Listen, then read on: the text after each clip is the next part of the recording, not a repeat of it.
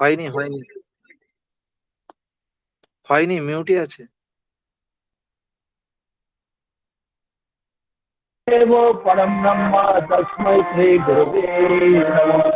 आसन्नमललाकारं दत्तं जराजरं तत्पदं वदस्थितं येन तस्मै श्रीगुरुवे नमः।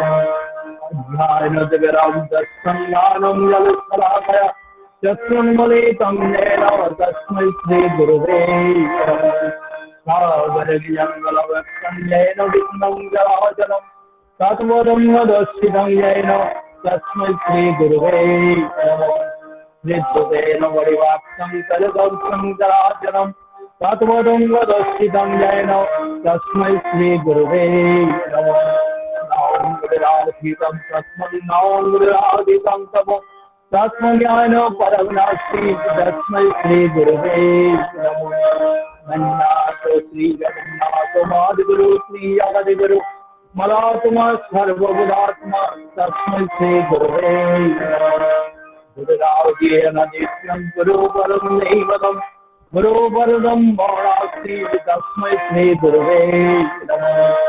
ब्रह्मानन्दपरमश्रवणं केवलं मायनवर्तिं दन्दाधीतं गगनसदीशं तत्समुत्सादिलक्षणम् एगुण्डीतं यमलामचलं सर्वधीतस्किबोधं भवातीतं त्रिजनरहितं सद्गुरु त्वां नमामि सद्गुरु त्वां नमामि सद्गुरु त्वां नमामि।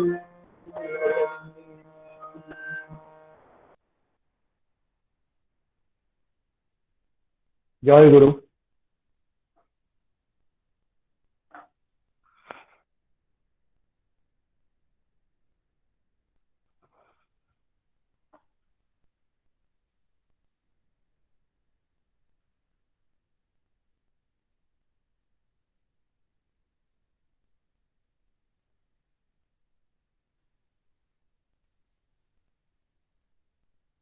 हेलो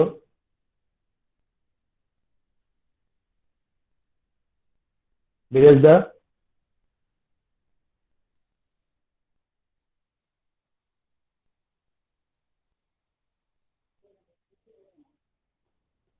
हेलो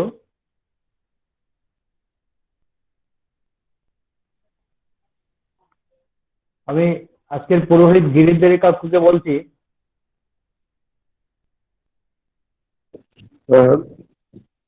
এখন নাম এখন নামের সময় এলো, সবাই মিলে আমরা বিশ্ববাসীর মঙ্গলের জন্য আমরা 2 মিনিট নাম করব। জয়।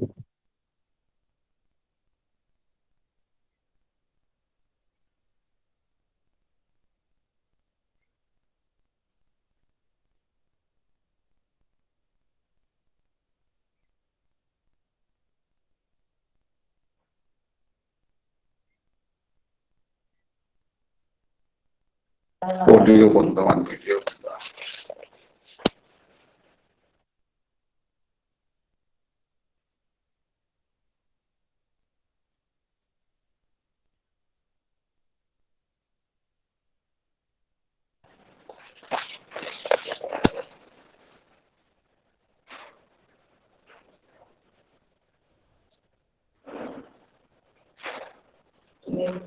announcement हो गया ऑडियो করে দিও চ্যানেলের সাথে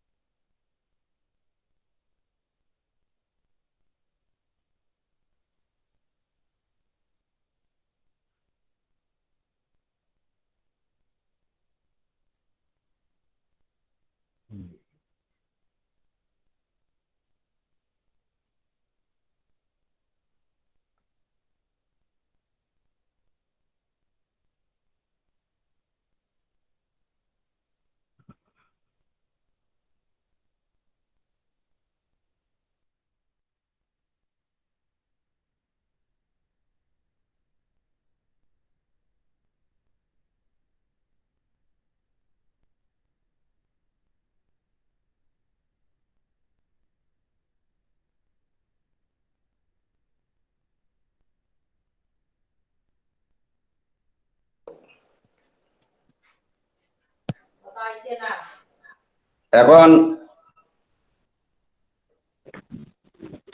শ্রী শ্রী ঠাকুরের শ্রীহস্ত লিখিত সত্যানুষ্ঠান গ্রন্থখানি পাঠ করবেন আমাদের আজকের সৎসঙ্গের শ্রদ্ধেয় পুরোহিত তথা ধর্মনগর সৎসঙ্গ বিহারের পক্ষে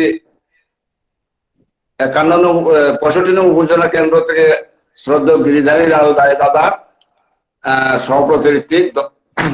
জয়গুরু। পরম প্রেমময় শ্রী শ্রী ঠাকুর অনুকূল চণ্ডীর শ্রীহস্ত লিখিত সত্যানুসরণ গ্রন্থ থেকে কিয়দংশ পাঠ করছে। এটা খুবই সত্য কথা যে মনে যখনই অপরের দোষ দেখবার প্রবৃত্তি এসেছে তখনই ওই দোষ নিজের ভিতরে এসে বাসা বেঁধেছে। তখনই কাল বিলম্ব না করে ওই পাপ প্রবৃত্তি ভেঙ্গে চুরে চেটিয়ে সাফ করে দিলে তবে নিস্তার, নইলে সব নষ্ট হয়ে যাবে। তোমার নজর যদি অন্যের কেবল কুই দেখে তবে তুমি কখনই কাউকে ভালোবাসতে পারবে না। আর যে সৎ দেখতে পারে না সে কখনই সৎ হয় না। তোমার মন যত নির্মল হবে তোমার চক্ষু তত নির্মল হবে। তোমার আর জগৎটা তোমার নিকট নির্মল হয়ে ভেসে উঠবে। তুমি যাই দেখো না কেন অন্তরের সহিত সর্বাগ্রে তার ভালোটুকুই দেখতে চেষ্টা করো। আর এই অভ্যাস তুমি মজ্জাগত করে ফেলো।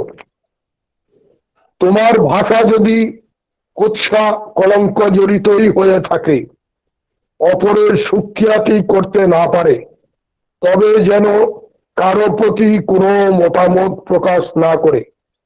আর মনে মনে তুমি নিজ স্বভাবকে ঘৃণা করতে চেষ্টা করো এবং ভবিষ্যতে কুৎসা নরক ত্যাগ করতে দৃঢ় প্রতিজ্ঞ হও। পরনিন্দা করাই পরের দোষ কুড়িয়ে নিয়ে নিজে কলঙ্কিত হওয়া, আর পরের সুখ্যাতি করা অভ্যাসে নিজের স্বভাব অজ্ঞাত সারে ভালো হয়ে পড়ে। তাই বলে কোনো স্বার্থ বুদ্ধি নিয়ে অন্যের সুখ্যাতি করতে নেই, সে তো কুসামুদ। সেক্ষেত্রে মন মুখ প্রায়ই এক থাকে না, সেটা কিন্তু বড়ই খারাপ।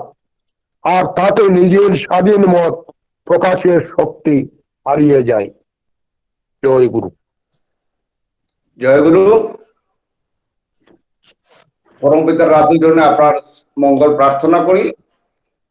এবার শ্রী শ্রী ঠাকুরের নারীর নীতি গ্রন্থ পাঠ করবেন শ্রীমতী স্নেহা পালমা, সৎসঙ্গ কেন্দ্র, সৎসঙ্গ উপজেলা কেন্দ্র 48, সৎসঙ্গ বিহার ধর্মনগর থেকে।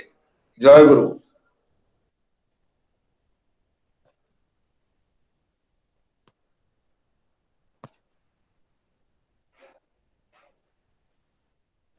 স্নেহা পালমা আছেন?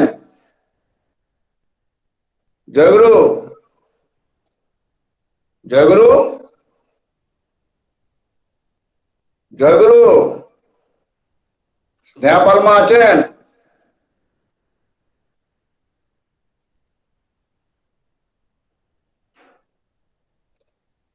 আমি শ্রদ্ধা গুরুজের অনুমতি প্রার্থনা করছি। স্নেহা পালমার সাড়া পাচ্ছি না, কি করতে পারি পরবর্তীতে? সন্ধ্যা পাঠ করতে। জয়গুরু। জয়গুরু।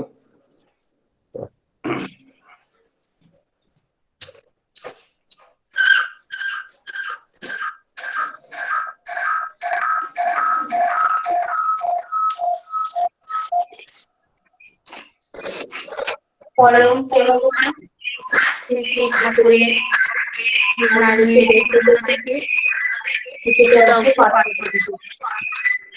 সেবায় লক্ষ্মী।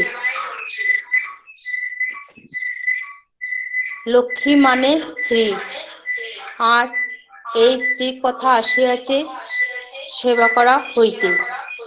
তুমি যথোপযুক্তভাবে তোমার সংসার ও সংসারে পারিপার্শ্বিকের যেখানে যতটা সম্ভব বাক্য ব্যবহার, অনুভূতি, সাহায্য দ্বারা অন্যের অবিরোধভাবে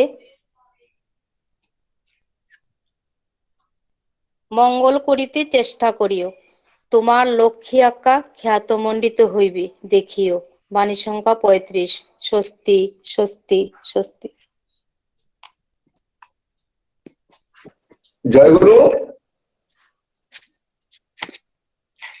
এখন পরম প্রেম শ্রী শ্রী ঠাকুর নকুলচন্দ্রের স্বাস্থ্য সদাচরণ গ্রন্থকে পাঠ করবেন শ্রীযুক্ত নিহারেন্দু মল্লিক দাদা, উপযোজনা কেন্দ্র নং 65 জয়গুরু। সৎসঙ্গ বিহার ধর্মনগরের পক্ষে। হ্যাঁ, আমি আছি। জয়গুরু, আমি পাঠ করছি। জয়গুরু, জয়গুরু, জয়গুরু। পরম প্রেমময় শ্রী শ্রী ঠাকুরের স্বাস্থ্য ও সদাচার সূত্র গ্রন্থ থেকে একটি বাণী পাঠ করা হচ্ছে। ওম ধাতু মানেই হচ্ছে রোগ। আমিষ খেলেই রোগের সৃষ্টি হয়, তাই নিরামিষ খাদ্যই শ্রেয়। তাই নিরামিষ খাদ্যই তোমার আহার্য হোক, তোমাদের জীবনী শক্তি সমৃদ্ধ হয়ে উঠুক সুষ্ঠ সন্দীপনায়। নিয়মিত নিরামিষ আহার্যে তোমার শরীর স্বস্তি লাভ করুক সুস্থি সন্দীপনায়। যে আহার্য ব্যতিক্রম দুষ্টই নয়, স্বস্তি সন্দীপ্ত হয়ে ওঠে ক্রমতৎপরতায়। সেই খাদ্যই আমাদের সহজ খাদ্য হওয়া উচিত। রোগ জীবন যাতে ক্ষীণ হয়ে ওঠে, শুভ সুন্দরে স্বস্তি লাভ করে তৃপ্ত হয়ে ওঠে, আর সেই তৃপ্তি তোমার দীপ্তি আনুক, আর প্রীতি আনুক। প্রীতি পরিচর্যা জীবনীয় শক্তিকে উচ্ছল করে তুলে বহুকাল শিষ্ট সন্দীপনী ত্রিপন তাৎপর্যে তোমার উচ্ছল হয়ে ওঠে। আয়ুষ্কাল তোমাদের সমৃদ্ধ হয়ে উঠুক। বাণী সংখ্যা 95। স্বস্তি স্বস্তি স্বস্তি। জয়গুরু। আমি পরম পিতার রাতুল চরণে আমার নিহারেন্দু দা তথা তার পরিবারের মঙ্গল কামনা করি। জয়গুরু।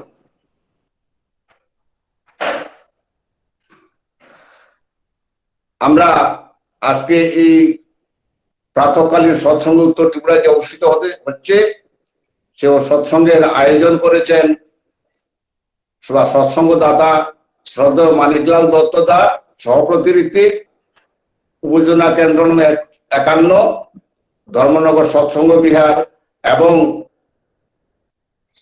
শ্রীযুক্ত শৈলেন নাথ, 2 নং উপযোজনা কেন্দ্র শনিচরা সৎসঙ্গ কেন্দ্র। জয়গুরু। এখন আমরা কীর্তনে চলে যাচ্ছি। প্রথমেই সঙ্গীত পরিবেশন করবে শ্রীমতী রত্নাবলী সোম, উপযোজনা কেন্দ্র নং 55 সৎসঙ্গ বিহার ধর্মনগর, উত্তর ত্রিপুরা থেকে। জয়গুরু। জয়গুরু। জয়গুরু, জয়গুরু।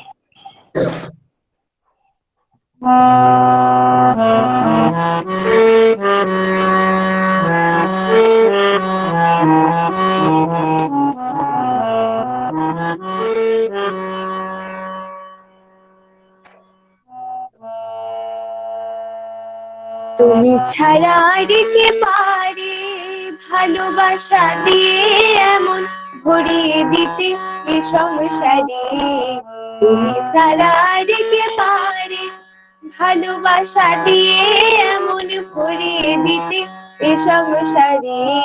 তুমি ছাড়া আর কে পারে না করে কোনো যতন পেয়েছি এমন রতন, না করে কোনো যতন পেয়েছি এমন রতন। রতন যায় না খোয়া, রতন যায় না খোয়া, বিলিয়ে দিলে যারে তারে।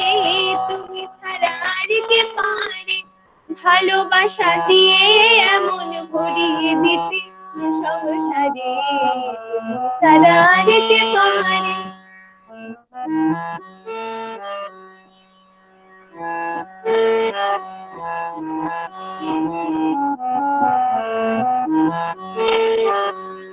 জনম জনম ধরে সারা জীবন চেয়ে গেছি তোমায় বারে বারে। জনম জনম ধরে সারা জীবন চেয়ে গেছি তোমায় বারে বারে। তাই বুঝি কি এবারে দয়া করে টেনে নিলে কাছে দয়াল এমনই হাতে ধরে।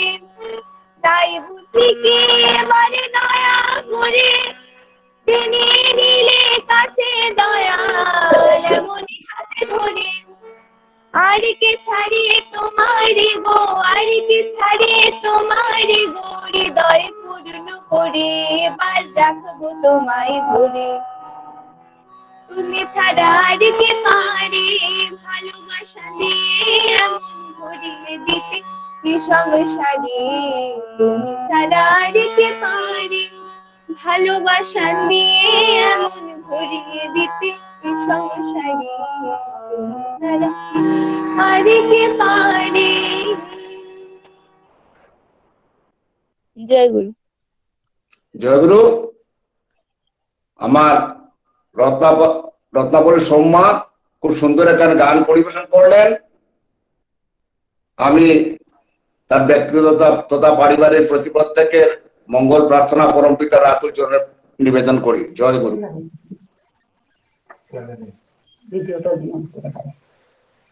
এখন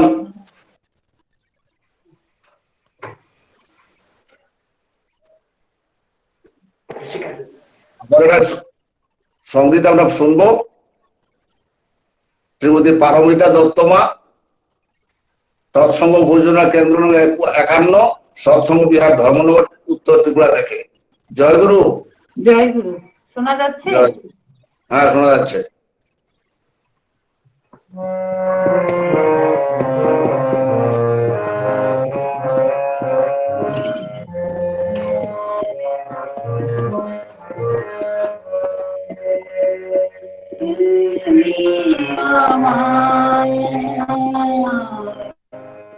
আদর করো আমি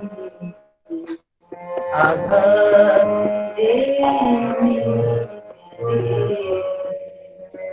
তুমি আমার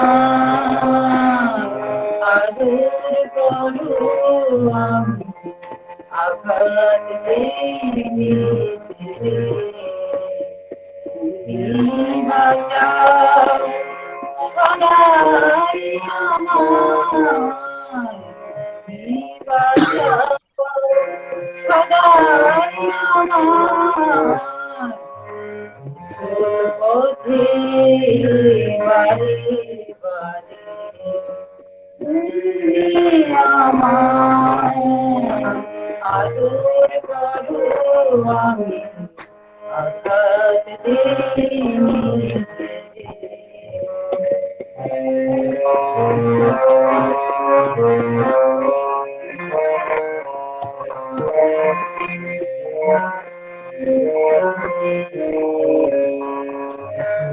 যতই বেগুল পথে চলি বোধে দিয়ে জলাঞ্জলি, যতই বেগুল পথে চলি বোধে দিয়ে জলাঞ্জলি, পথি দেখাও হে কুশলী, পথি দেখাও হে কুশলী, হঠাৎ কখন তুমি আমার আদর করো আমি আঘাত দিইনি যে।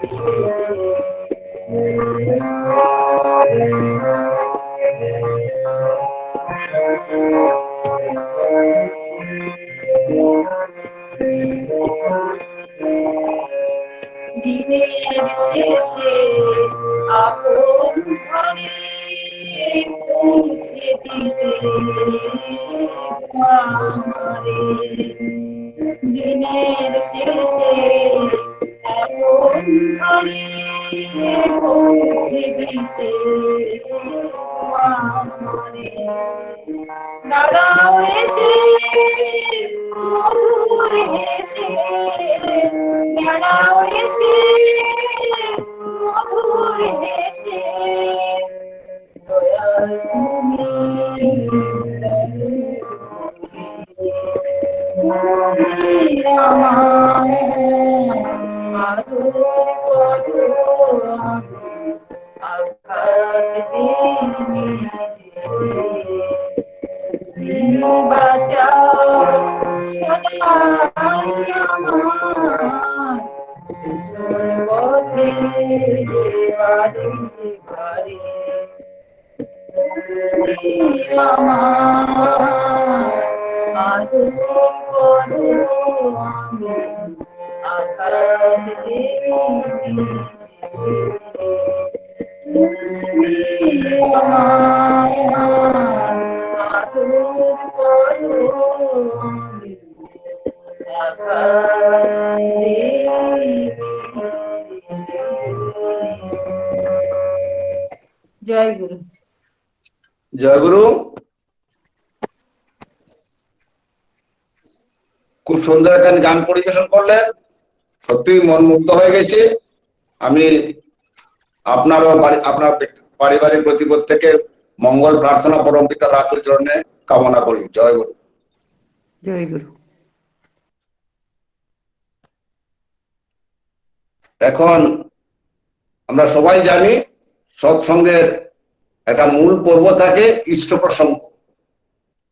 আমরা ইষ্ট প্রসঙ্গে চলে যাচ্ছি। তো একটি ঘোষণা, আজকে আমাদের অতি সৌভাগ্য, আমরা আমাদের সদ্য শ্রীযুক্ত ষষ্ঠী সুন্দর উদ্যোক্তা হৃদয়পুর কলকাতা থেকে আজকে আমাদের সঙ্গে ইষ্ট প্রসঙ্গ পথ তুলে ধরবেন। আমি দাদার প্রসঙ্গ শোনার জন্য, আমরা দাদার প্রসঙ্গ শোনার জন্য সত্যি উদ্গ্রীব হয়ে আছি। তাই প্রথমেই আমি অনিমেষ পাল দাদা, যাজক কর্মী, সৎসঙ্গ বিহার, কাঞ্চনপুর, উত্তর ত্রিপুরা থেকে, উত্তর ত্রিপুরায় উপজেলা কেন্দ্র নং 21 থেকে ইষ্ট প্রসঙ্গ করার জন্য অনুরোধ করছি। দাদাকে আমি বিষয়ে বলছি, দাদা যেন 10 মিনিটের ভিতরে শেষ করার চেষ্টা করেন, কারণ আমাদের ষষ্ঠী সুন্দরতা আলোচনা করবেন, ওনাকে আমরা একটু বেশি সময় দিতে চাই। জয় গুরু। অনিমেষ পালদা, জয় গুরু।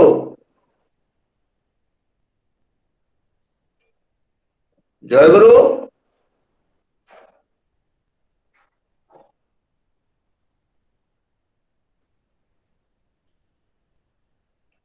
জয় গুরু। অনিমেষ পালদা আছেন?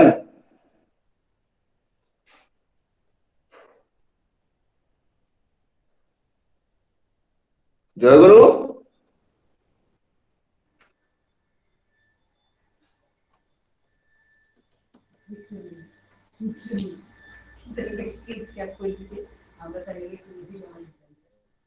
জয় গুরু। অনিমেষ পালদা, জয় গুরু।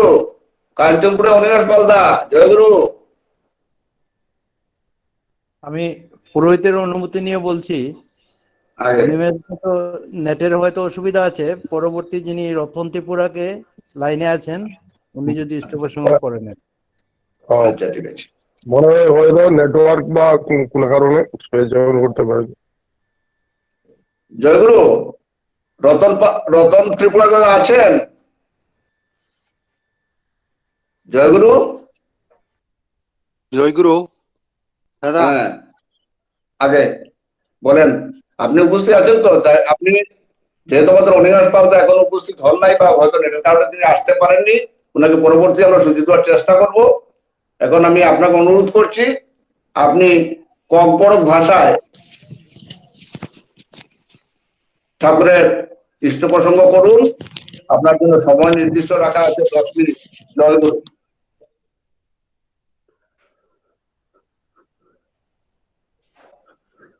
জয় গুরু যতনন পরম প্রেম শিশি ঠাকুনি ইয়াকুং খুলুমা ইয়াফারো বড় মানি ইয়াকুং খুলুমা লাভ ইয়াফারো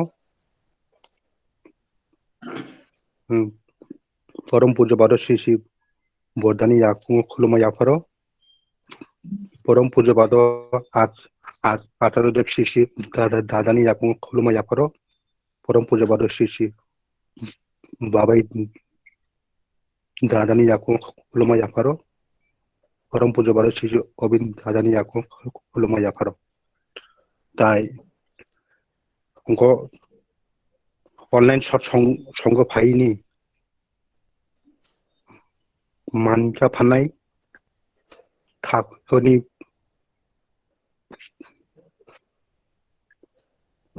যত মানে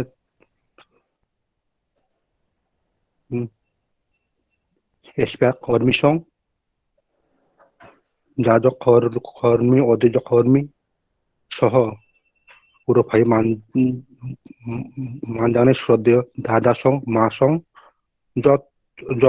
যতন আনি খাপাংনি জয়গুরু ইয়াফারই ঠিক তিনি অনলাইন সৎসঙ্গ আনত মানে পুরোহিত সাইডিকা মানে ঠাকুর সম্বন্ধে সানান বাগুই একচুয়ালি আং ঠাকুর সম্বন্ধে সাইবো মাইয়া তো যেহেতু পুরোহিত মানে সামানি মানে মানে অনুমতি দিখা আনি মতে আং সাজাবানো জয়গুরু যত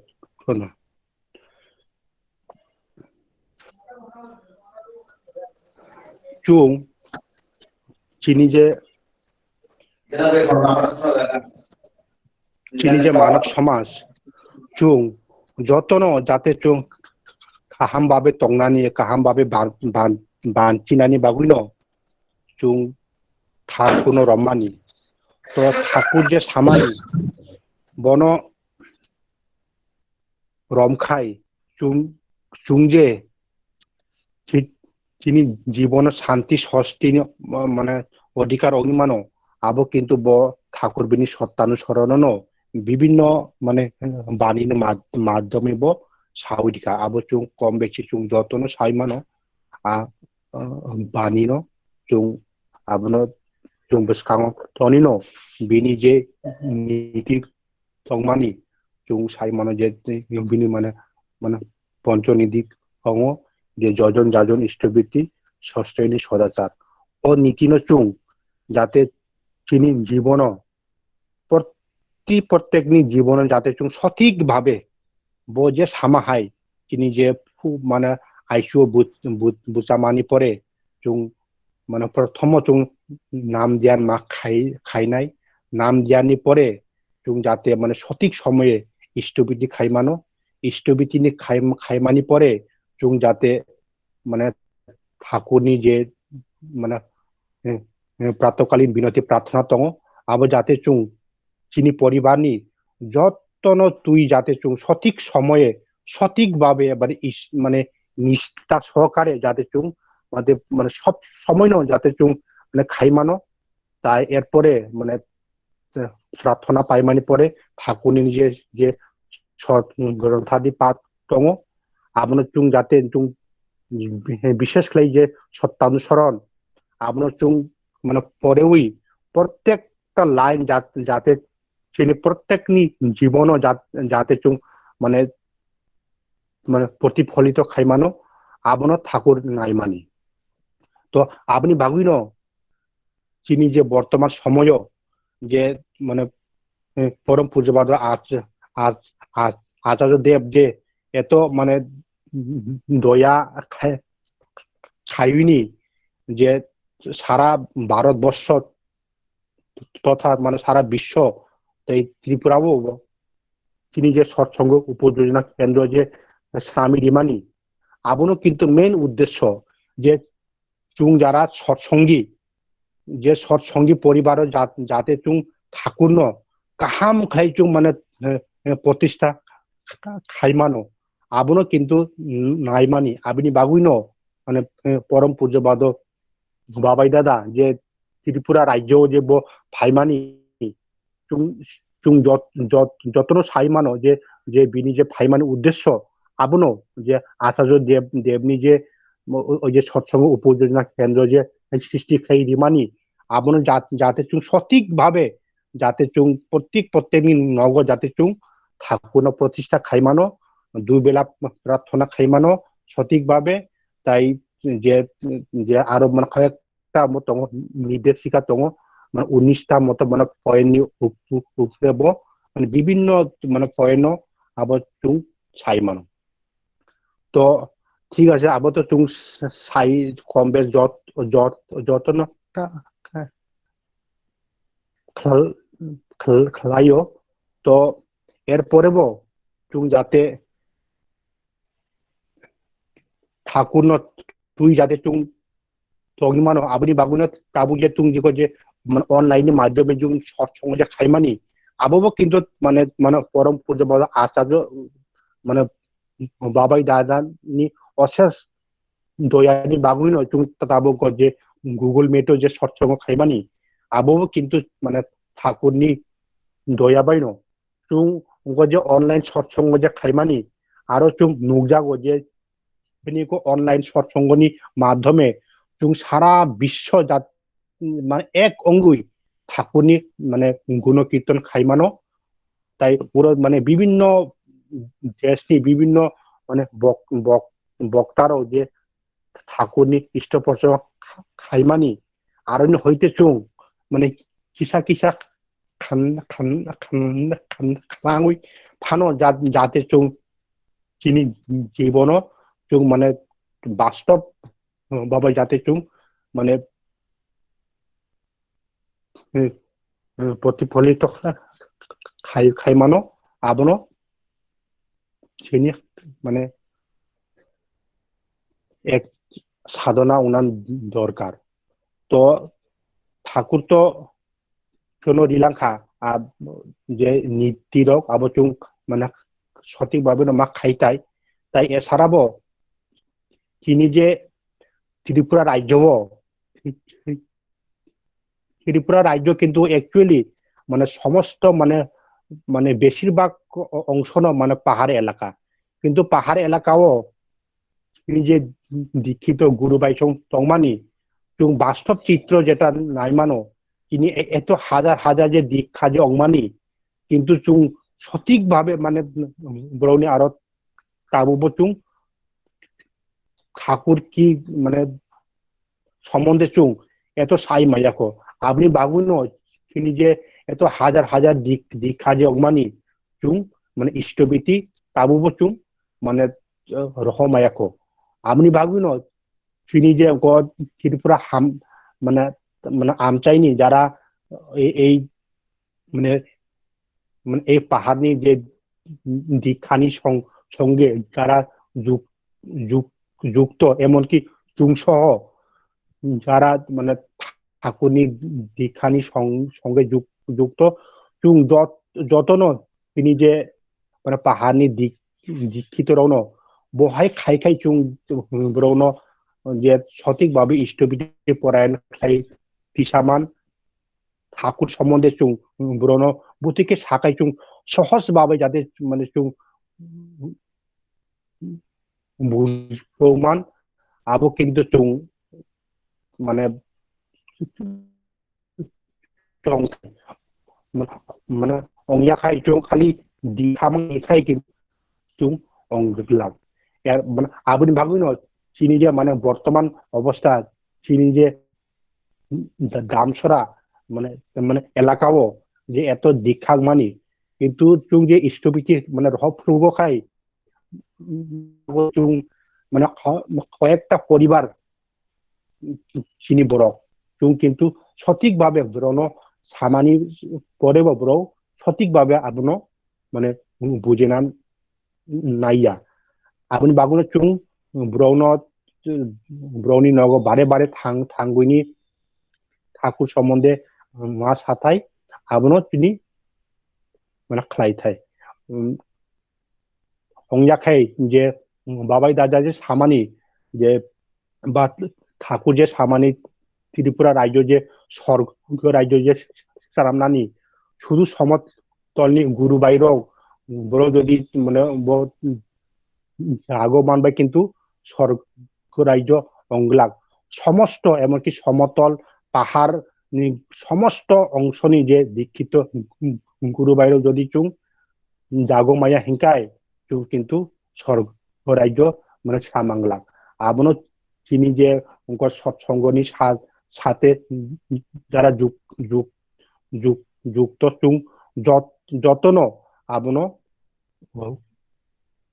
লাঞ্ছনা বাগুই অতি দরকার তো তিনি তো যেহেতু সময় বা 10 মিনিট সময় দেখা তাই আমি কিছু সাদিয়া তাবুক যে তিনি যে দামছড়া এলাকাও যে সৎসঙ্গ উপযোজনা প্রমাণী ওরা তিনি দামছড়া সৎসঙ্গ কেন্দ্রের আওতায় 7টা মানে সৎসঙ্গ উপযোজনা কেন্দ্র দङ আবচুং যে বাবাই দাদা যে সামা হাইন চুং মানে পূর্বে হইতে মানে চুং তিনি যে মানসাক চুং মানে যতন আরনো চুং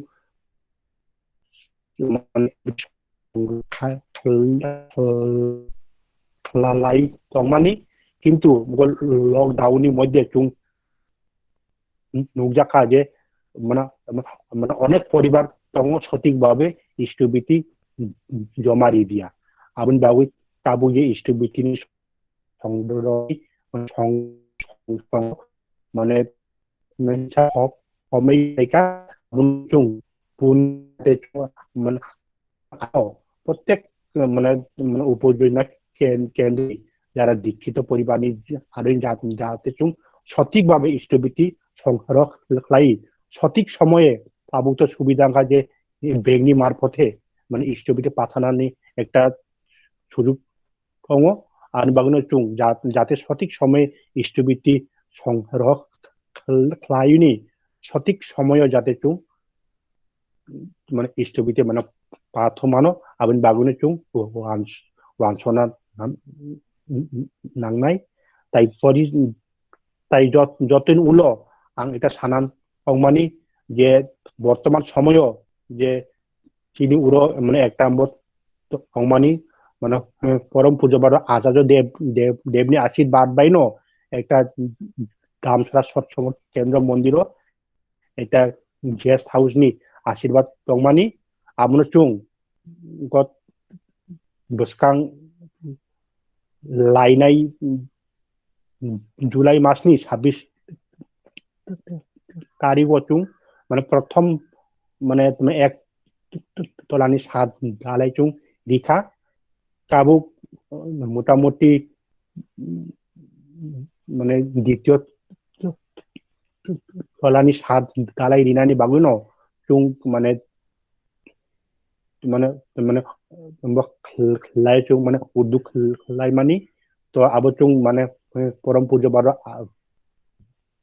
বাবাই দাদানি আশীর্বাদ মানখাইনো চুং মানে উनको মাসনি লাস্ট ডে দিকে চুং রিনানি বাগুই চুং ব্যবস্থা মা আনাই তো উनको যে অনলাইন সৎসঙ্গ মানে ফাই মানজা ফাইনাই চিনি বরক যতন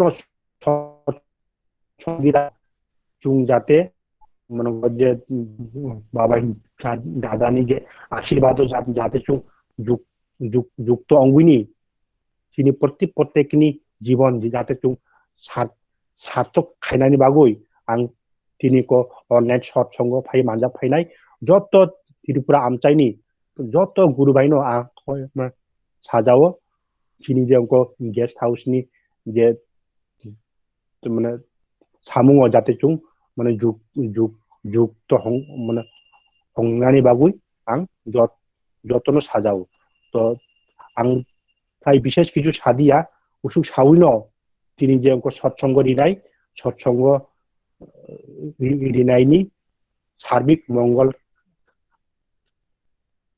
কামনা তাই পুরো ফাই মানকিজা ফাইনাই সারা ভারতবর্ষ তথা ত্রিপুরা আমচাইনি প্রত্যেকনি জীবন যাতে মঙ্গল অঙ্গ আবনো থাকুনি আকুঙ্গ সানুই আনি সংক্ষিপ্ত ভাবে যে থাকুনি হক সামানি মানে পূর্ণ পাইজাখা যতন জয় গুরু বন্দে পুরুষোত্তম।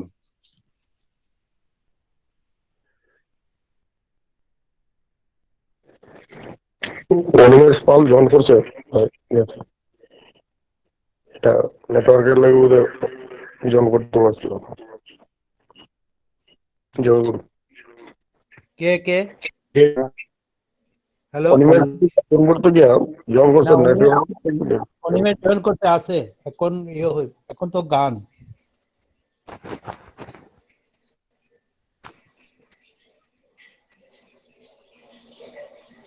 হ্যালো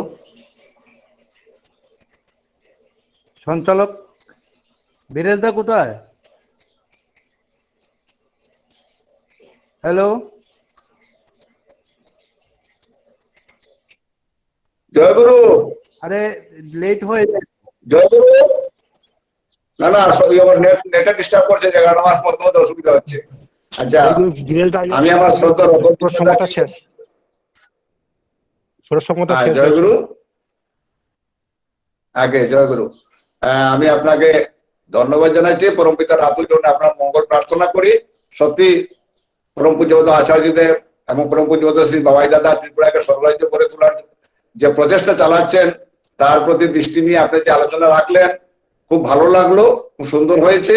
এবং উপযোজনা কেন্দ্রের যে দায়িত্বগুলো আছে তাগুলো আলোচনা করেছেন, খুব ভালো লাগলো। জয়গুরু, আপনি এবং আপনার পরিবারের মঙ্গল প্রার্থনা করি। জয়গুরু। এখন আমরা আবার সঙ্গীতে চলে যাচ্ছি। এখন সঙ্গীত পরিবেশন করবে দেবাশিস চন্দ্র, সৎসঙ্গ উপযোজনা কেন্দ্র 1, সৎসঙ্গ সঞ্চালন কেন্দ্র, উত্তর ত্রিপুরা থেকে। জয়গুরু দাদা। জয়গুরু। হ্যাঁ জয়গুরু। হ্যাঁ শোনা যাচ্ছে। জয়গুরু। জীবননাথে সরিয়ে রেখে, জীবননাথে সরিয়ে রেখে, খুঁজে বেড়াস প্রাণের খনি, কেমন ব্রহ্ম জ্ঞানী ভোলা মন তুই, কেমন ব্রহ্ম জ্ঞানী ভোলা মন, কেমন ব্রহ্ম জ্ঞানী। জীবননাথে সরিয়ে রেখে, জীবননাথে সরিয়ে রেখে, খুঁজে বেড়াস প্রাণের খনি, তুই কেমন ব্রহ্ম জ্ঞানী।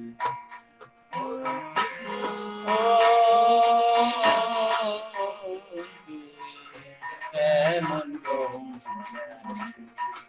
ভোলা মন,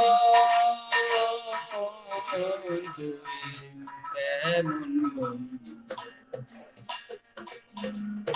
তত্ত্ব কথা শুনে তাতে রইলে সদাই মত্ত, তত্ত্ব কথা শুনে তাতে রইলে সদাই মত্ত, সেবা সাধন যোগ্য ভুলে হলে পরম তত্ত্ব কথা শুনে তাকে রইলি সদাই মত্ত, সেবা সাধন যোগ্য ভুলে হলে পরম। সবার দয়া করে চলে, সবার আপন জীবন দানে,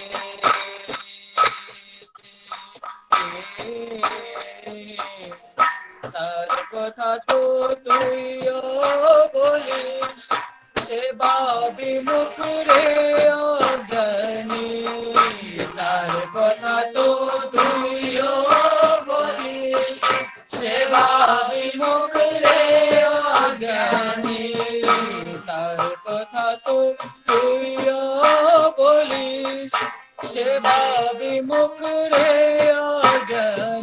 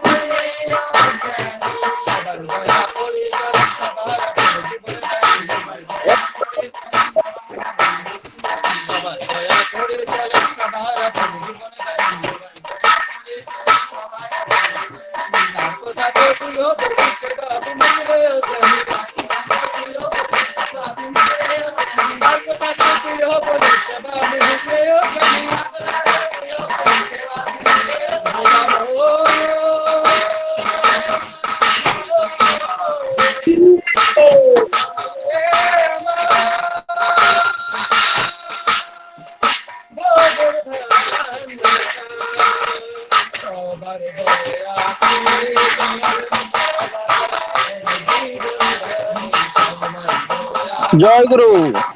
সবার আপন জীবন জানি সবার দয়া করে চলে, সবার আপন জীবন জানি সবার দয়া করে, সবার আপন জীবন জানি তার কথা তো তুইও বল, সবাদিন রে অজানি তার কথা তো তুইও বলিস, সবাদিন রে অজানি তার কথা তো তুইও বলিস, সবাদিন রে অজানি তার কথা তো তুইও বলিস, সবাদিন রে অজানি গোলাম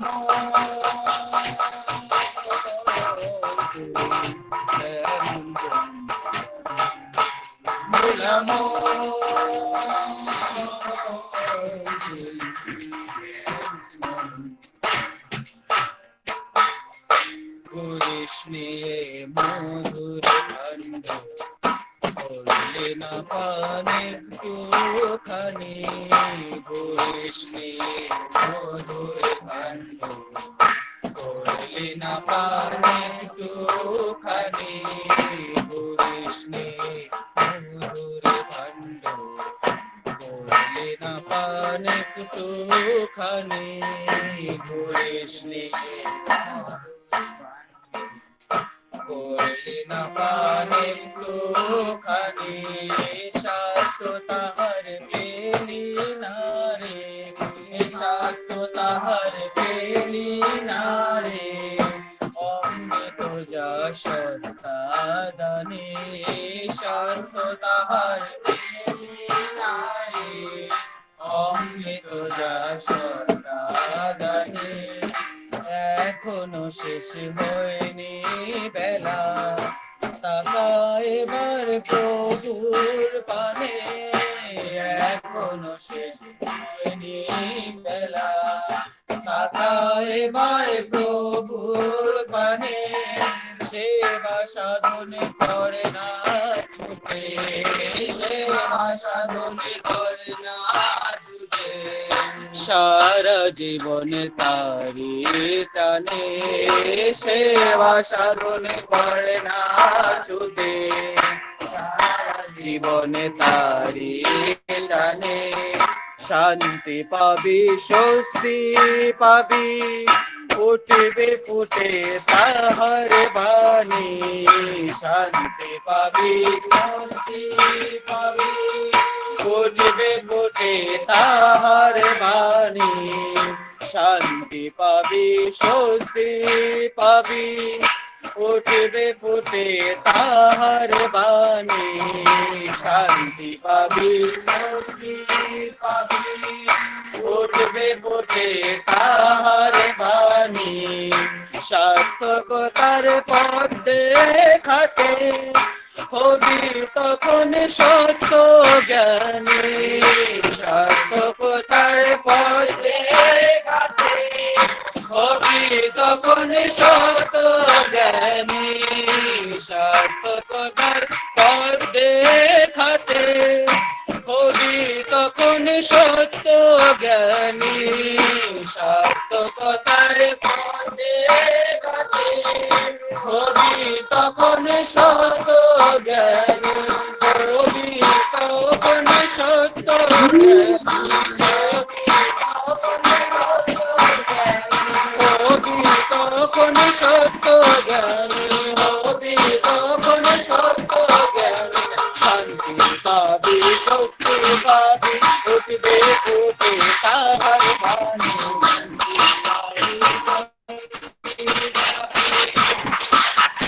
তাহার বাণী, শান্তি পাবি স্বস্তি পাবি, উঠবে ফুটে তাহার বাণী, শান্তি পাবি স্বস্তি পাবি, উঠবে ফুটে তাহার বাণী, সার্থকতার পথ দেখাতে হবি তখন সত্য জ্ঞানী,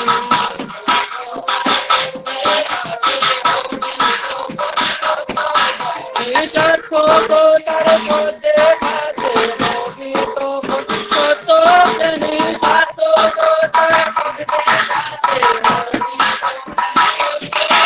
দিলাম ও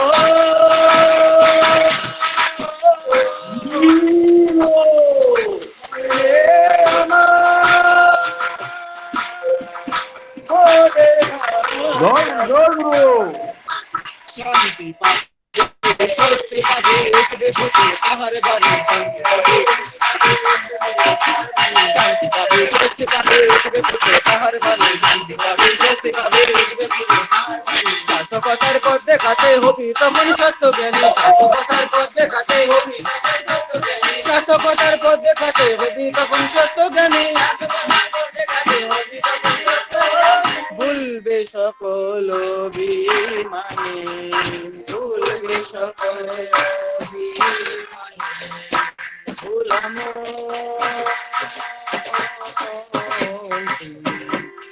এমন ভুলাম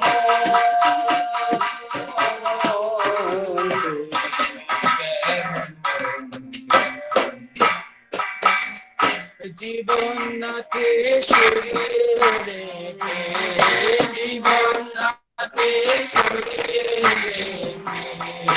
খুঁজে বেড়াসে প্রাণের কোণে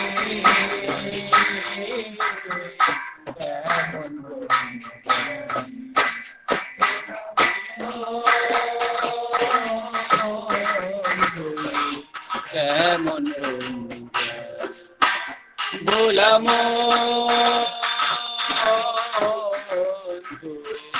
কেমন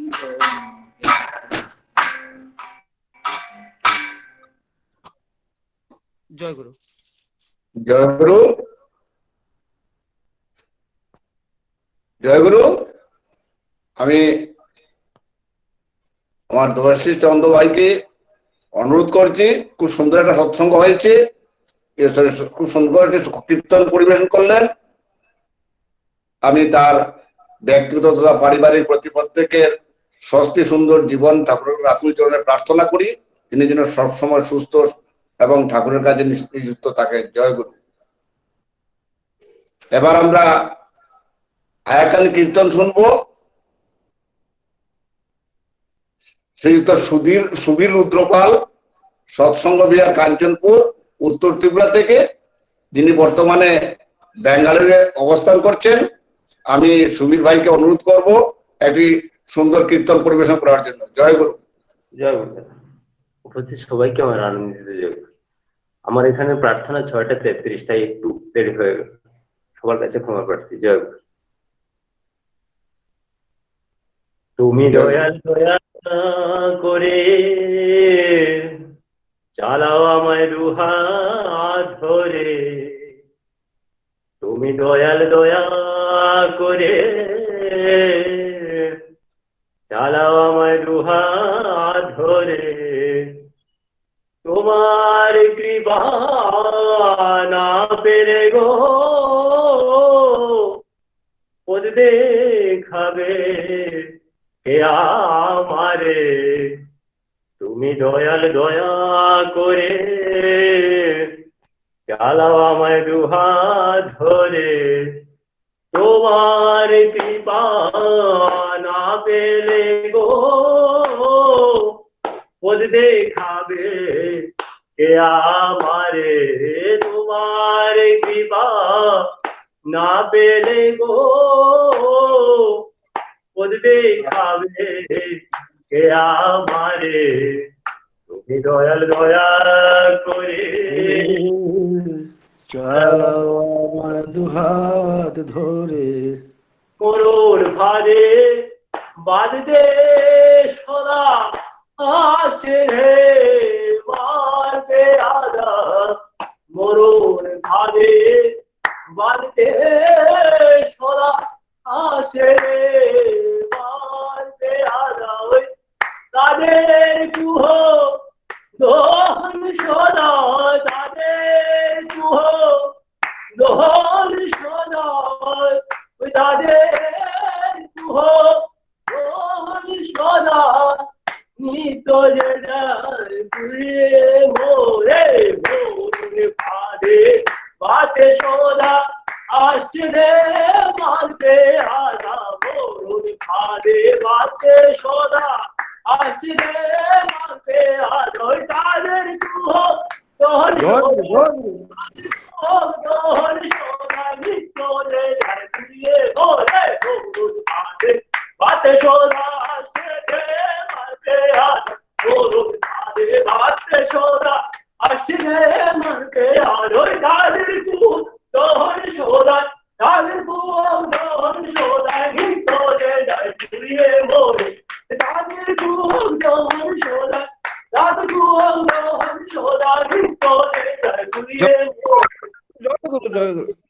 না পেলে গো বদলে খাবে কে আমারে তুমি দয়াল দয়া করে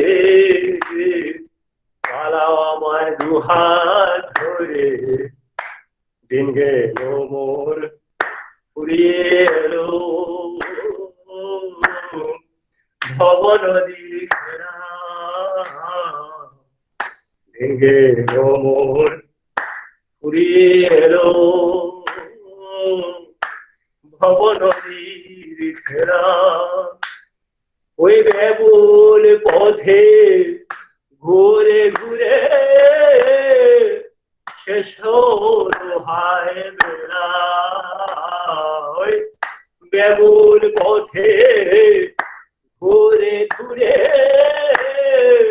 শেষ হলো হায় বেলা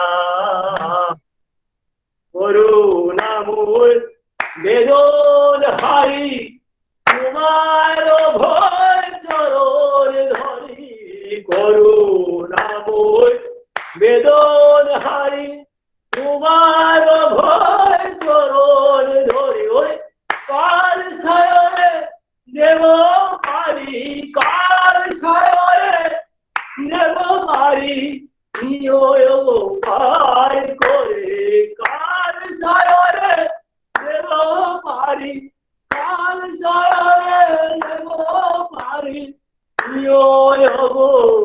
পার করে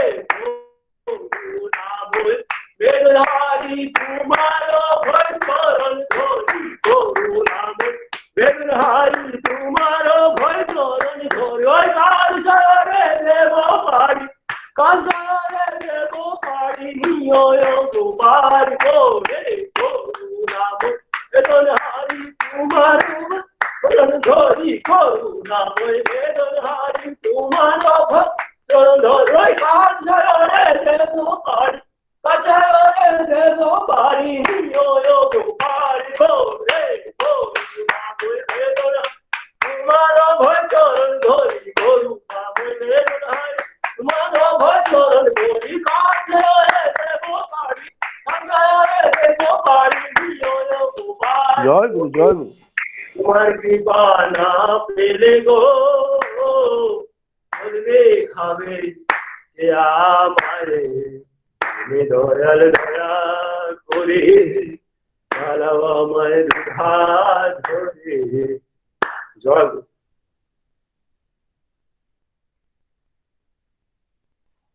জয় গুরু। আমার সুবীর ভাই খুব সুন্দর এখন কীর্তন পরিবেশন করলো, আমি তার মঙ্গল প্রার্থনা করি পরমপিত রাতুল চরণে। আমাদের পরবর্তীতে থাকছে অনিমেষ পাল দাদার একটি ইষ্ট আলোচনা কাঞ্চনপুর সৎসঙ্গ বিহারের 21 নম্বর উপজেলা কেন্দ্রের পক্ষে তিনি আলোচনা করবেন। কারণ আমাদের সময়ও সংকীর্ণ হয়ে আসছে, নির্দিষ্ট সময়ের মধ্যে আমাদের সৎসঙ্গ শেষ করতে হবে। তাই আমি অনিমেষ পাল তাকে অনুরোধ করছি উনি যেন তার আলোচনা শুরু করেন। জয় গুরু। জয় গুরু। জয় গুরু। জয় গুরু। কাকু শোনা যাচ্ছে? হ্যাঁ জয় গুরু শোনা যাচ্ছে। জয় গুরু। আজকে hello hello Animesh, hello Animesh, তোমার ভিডিওটা মুখটা অন্ধকার লাগছে। আচ্ছা, আজকে কাঞ্চনপুর সৎসঙ্গ উপজেলা 21 নম্বর কেন্দ্র থেকে আমাকে বলা হয়েছে প্রথমে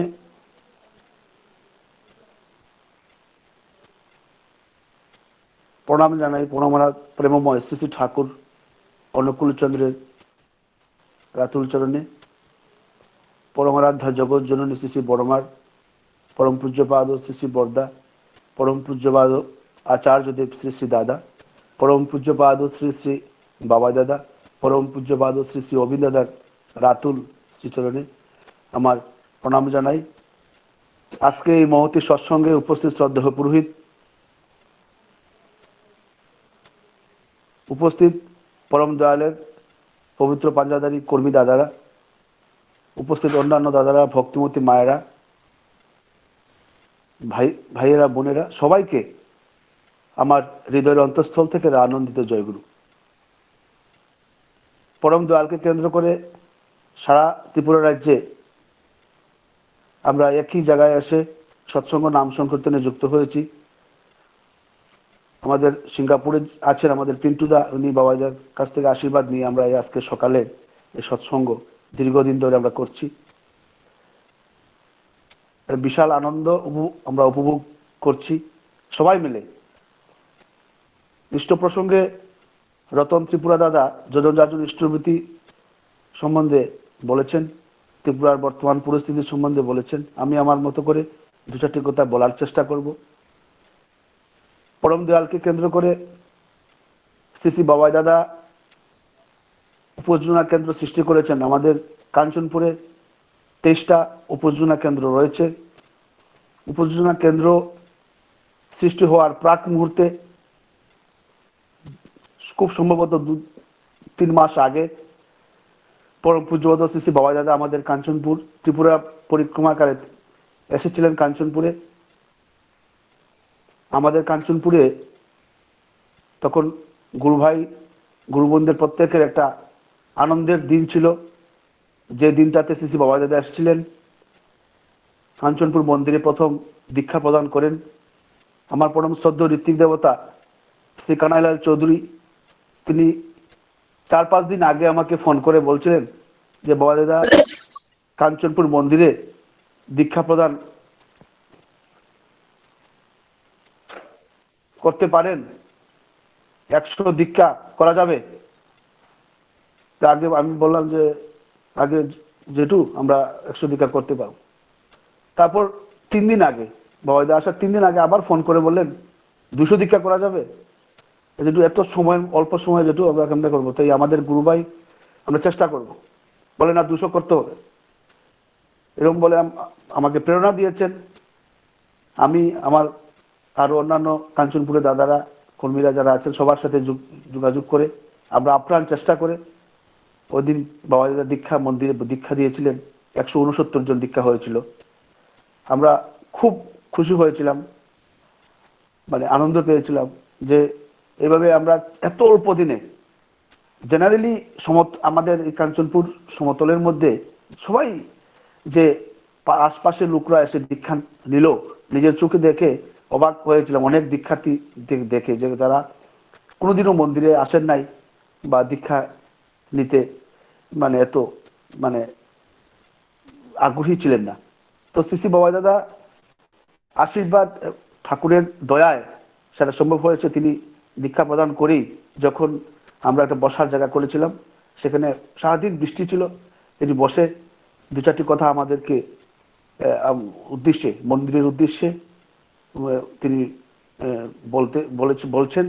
আমিও ছিলাম, আমার শ্রদ্ধেয় জ্ঞানদা আর অনেকে ছিলেন, এখানে কানাই জেঠু, গিরিধারী জেঠু তারা ছিলেন।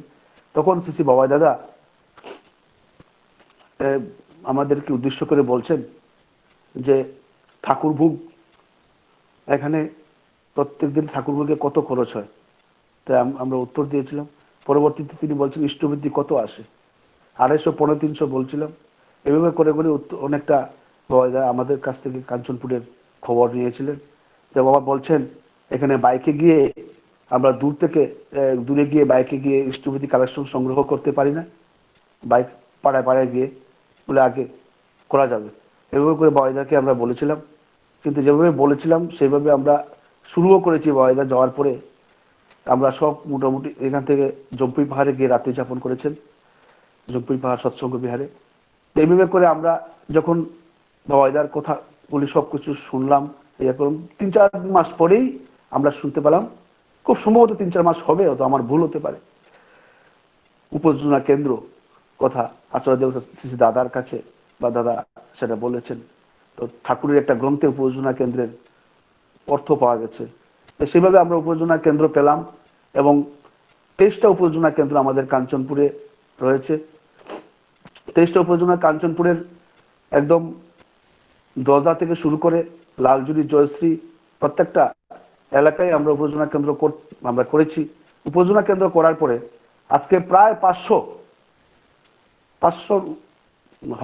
হবে, মানে প্রত্যেক মাসে স্টুবতি মানে সংগ্রহ হচ্ছে।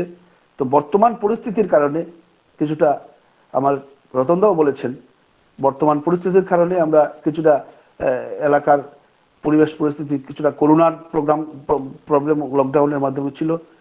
পরবর্তীতে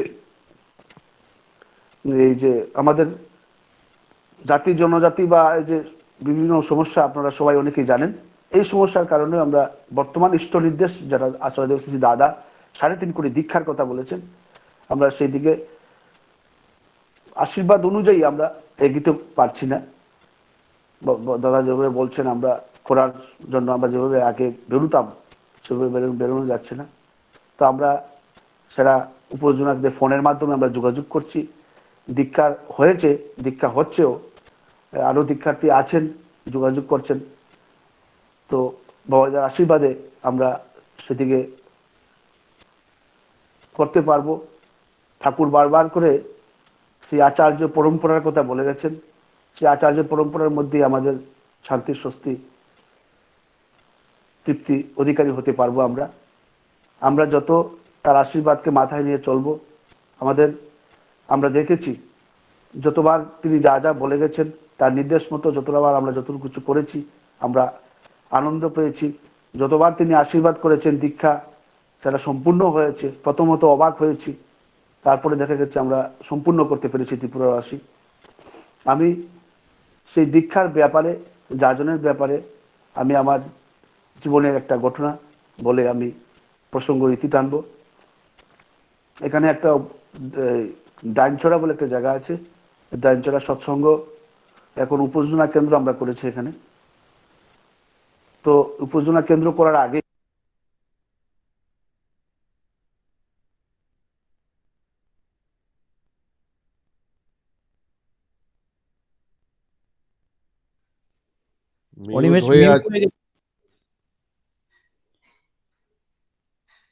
মিউট হয়ে গেছে।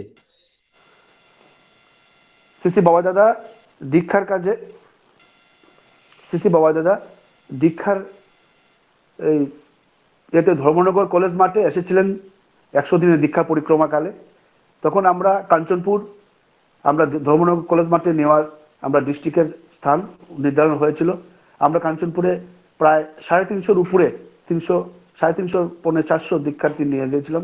তো এই সময়ের কালে আমরা খুব তাড়াতাড়ির মধ্যে আমরা সব জায়গায় দূরদূরি করা বা দীক্ষার কাজে যাজন পরিক্রমায় আমরা ছিলাম। তো এক জায়গায় ডাইনছড়া নামে এক জায়গা, সেই ডাইনছড়াতে আমরা এখানে সবার পরিচিত আমাদের জিরানিয়ার দীপক ঘোষ দাদা আমাদের কাঞ্চনপুর মন্দিরে ছিলেন। এখান থেকে তিনি শিক্ষকতা করতেন সেই ডাইনছড়া স্কুলে, রামচরণ নামে এক স্কুলে, রামচরণ স্কুলে, ক্লাস 12 স্কুল। ওই এলাকায় মাস্টার কাকু দীপক ঘোষ দাদাকে নিয়ে আমরা সেখানে চলে যাই। এখানে গিয়ে একটা বাড়িতে যখন দীক্ষা যাজনের হয়, সেখানে প্রায় 10-11 জন দীক্ষার্থী হয়েছে। আমরা বলছিলাম সেখান থেকে গাড়ি যাবে, আবার বিকালে দীক্ষা নিয়ে ওরা গাড়িতে বাড়িতে পৌঁছে দেবে। ওইভাবে করে আরেকটা বাড়িতে যখন যাই, বললাম যে আমরা এলাকা থেকে 11-12 জন হয়েছে, আপনার ছেলে, ওর নাম প্রদীপ, আপনার ছেলেকেও দিন, দীক্ষা নেবে। স্বয়ং পুরুষোত্তমের ভেতর দ্বারা স্বয়ং তিনি আসছেন, দীক্ষা প্রদান করবেন। সেরকম ভাগ্য আমাদেরও হয়নি, তিনি দীক্ষা দেবেন। এভাবে বলে আমরা যাজন করছিলাম। উনি মা কখনো রাজি হলেন না, বলেন আমরা এই গোরক্ষনাথের দীক্ষিত। তখন আমার মাস্টার কাকু বললেন যে মা, আপনারা গোরক্ষনাথের দীক্ষিত, ঠিক আছে, ছেলে তো দীক্ষা নেয়নি। আপনার ছেলে, আমি স্কুলে পড়াই, আমি তার মাস্টার। হ্যাঁ, আপনার ছেলে কি, আমার ছেলে কি, আমি তাকে শিক্ষকতা করি। আমি মন দিয়ে, হৃদয় দিয়ে বলছি, আপনি আপনার ছেলেটাকে ঠাকুরের দীক্ষা নেওয়ান। এভাবে বলতে বলতে মা প্রথম রাজি হলেন না, অনেকবার বলার পরে ছেলেটা দীক্ষা নিল, রাজি হওয়ার পরে যখন দীক্ষা হলো, তো আমরা তো জানি বাস, সেটা তো আমরা ভুলে গেছি, বাস দীক্ষা হয়েছে সারছে। এলাকার মানে যারা আছেন, যারা কর্মী দাদারা, তাদের সাথে যোগাযোগ করেছিলাম যারা দীক্ষা নিয়েছে সবার খবর নেওয়ার জন্য, যারা ইষ্টবিধি পড়ানো আছে কিনা। অনেকেই আছেন ইষ্টবিধি করেছেন, পরবর্তীতে ইষ্টবিধি বন্ধও করেছেন। যাই হোক, 10 মাস আবার সেটা কাজ চলছে স্থপতি শুরু করার। ঠিক সেই প্রায় 10-11 মাস পরে ওইখান থেকে আমার কাছে একটা ফোন আসলো, দাদা 2জন দীক্ষা হবে। আর এই এই কথাটা যেটা বলা হয়নি, মাস্টার কাকু ওই ছাত্রটাকে, প্রদীপ বলে নাম, প্রদীপ নাথ, ওকে ও ক্লাস 10-এ ছিল, ওকে প্রত্যেকদিন স্কুলে আসলে পরে, এই তোর মাকে প্রণাম করেছিস, তোর বাবাকে প্রণাম করেছিস? হ স্যার করেছি। সকালে উঠে একটু নাম করেছিস? বলে হ স্যার। ইষ্টবিধি করেছিস? হ স্যার করেছি। প্রত্যেক দিনই মাস্টার কাকু স্কুলে গেলে পরে ওকে ডাক দিয়ে ওটা বলতেন। সেটা আমাকে আবার মন্দিরে এসেও বলেছেন যে ও ছেলেটা করছে, ইষ্টবিধি করছে। ইষ্টবিধির পয়সা যে অর্ঘটা সেটা মন্দিরে স্কুলে এসেও মাস্টার কাকুর সাথে কাছে দিয়ে দিত, মাস্টার কাকু ফর্ম ফিল আপ করে আমাদের মন্দিরে দিয়ে জমা দিয়ে দিতেন। এভাবে করে আমার মনে আছে, নামটা আমি বলার চেষ্টা করছি, যদি আমার কথায় আপনারা যারা শুনছেন যে ইষ্টবিধি করানো বা যাজন প্রক্রিয়ার মধ্যে দীক্ষা দেওয়ার মধ্যে দিয়ে আমরা যদি সেটা পূরণ করতে পারি, তাহলে একটা মানুষ কিভাবে হয়, কিভাবে সেটা সংসার পরিবর্তিত হয়, কিভাবে মঙ্গলের পথে সে চলে, সেটা দেখা গেছে। 10 মাস পরে যখন ফোন আসলো জগদীশ নাথ দাদা, যা বর্তমান ওনার বাড়িতে আমার উপযোজনা কেন্দ্র হয়েছে, বলে দাদা 2জন দীক্ষা আছে। আমি বললাম গিরিজাদি যেটু তো ধর্মনগরে আছেন, তো ঠিক আছে কবে হলে ভালো? বলে তারা শুক্রবারে নিতে আগ্রহী। বলে ঠিক আছে, তো সামনে শুক্রবারে হয়ে যাবে। তখন গিরিজাদি যেটু আর এই সুবিধা যে গান গেলে সুবিধার মাধ্যম দিয়েই ডাইনচড়া চলে গেলেন। যেটুকু আমরা যোগাযোগ করি, দীক্ষা হলো। এর মধ্যে যে দীক্ষা হলো, আমি কিন্তু জানি না যে কারা দীক্ষা নিলেন। পরবর্তী সময় দেখা গেল ওই প্রদীপের মা, প্রদীপের বাবা ঠাকুরের দীক্ষা নিয়েছেন। বললেন যে আমার ছেলে দীক্ষা নিয়ে যেভাবে দীক্ষার পরবর্তীতে মাধ্যমিকেও দীক্ষার পরবর্তীতে খুব ভালো এত করেছে, বাড়িতে যেভাবে একটা পরিবেশ পরিবর্তন করে দিয়েছে, আমি চাই এই পথে যেতে। মানে দীক্ষার কথা বলেন না, আমি চাই ছেলের পথে যেতে। এইভাবে মাস্টার কাকুকে তিনি বলেছিলেন। তখন মাস্টার কাকু ফোনে বলছিলেন, তখন মাস্টার কাকু আমাকে বললেন, জগদীশ দা বললেন যে ওই বাড়ির 2 ছেলে, যে 2 বাড়িতে, আমি সেটাও বলেই, যে 2টা বাড়িতে, ওই বাড়িতে আমাদের ওই লোকেল 2জন গুরুভাই বলছেন না ওই বাড়িতে দীক্ষা হবে না, ওই বাড়িতে দীক্ষা হবে না, আপনারা যান। তা আমি বললাম চলো তোমরা লোকেল লোক, স্থানীয় লোক চলো। বলে না দাদা আপনারা যান, আপনি আর মাস্টারদা আছেন যান, আমরা যাব না। তো এইভাবে করে ওনারা জানেনি, রাস্তার পাশে অন্য অন্য জায়গায় ঘুরছেন, আমরা গিয়ে সেটা ঠাকুর করিয়েছেন, শ্রী বাবা দাদা করিয়েছেন, সেটা আমরা দীক্ষা হয়েছে। পরবর্তীতে ওই সংসারের সবাই দীক্ষা নিয়েছে। এমন হাজার হাজার অনেক ঘটনা আমাদের ত্রিপুরা বা আমাদের সেই ভারতের গোটা বিশ্বে আছে। অনেক দীক্ষা পরবর্তী সময়ে আরো দীক্ষা নেওয়ার পরে সংসার পুরা মানে মঙ্গলের পথে গেছে, সবাই আগ্রহী হয়ে দীক্ষা নিয়েছেন। তাই আমরা, দাদা চেয়েছেন 3.5 কোটি দীক্ষা আমাদের এই এলাকায় হয়ে আছে।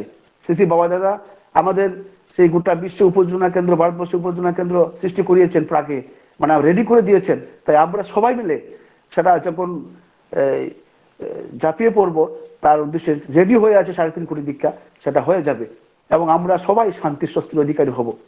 ঠাকুর বলছেন দেব দেবতা হাজার দূরিস, আচার্য যারা ইষ্ট নয়, স্পষ্টতর বুঝে রাখিস, জীবন চলায় নেহাত বয়।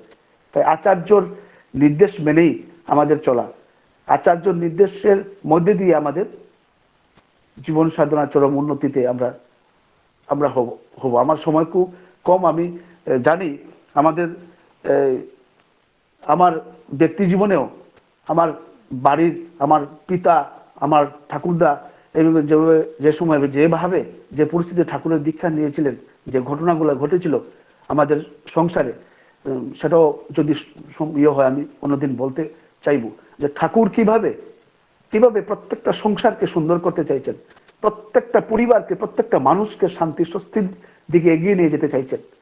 আজকে বর্তমান পরিস্থিতিতে আমাদের ত্রিপুরাতে, রতনদা কিছু বলেছেন, আজ করেছেন, আমি কিছুটা বুঝতে পেরেছি যে জাতি জনজাতির মধ্যে আজকে ত্রিপুরা রাজ্যে অনেক দীক্ষা আমরা করিয়েছি, আমরা সেইভাবে গিয়ে পরবর্তীতে আমরা সেটা করতে পারিনি। বিভিন্ন সময়ে বিভিন্ন দাদাদের সাথে আমরা দীক্ষার আশীর্বাদে দীক্ষা করিয়েছিলাম, কিন্তু সেটা বাস্তবভাবে কর্মের যজ্ঞে তাদের পরিবারে বা পরবর্তীতে আর কখনো হয়তো দেখাও।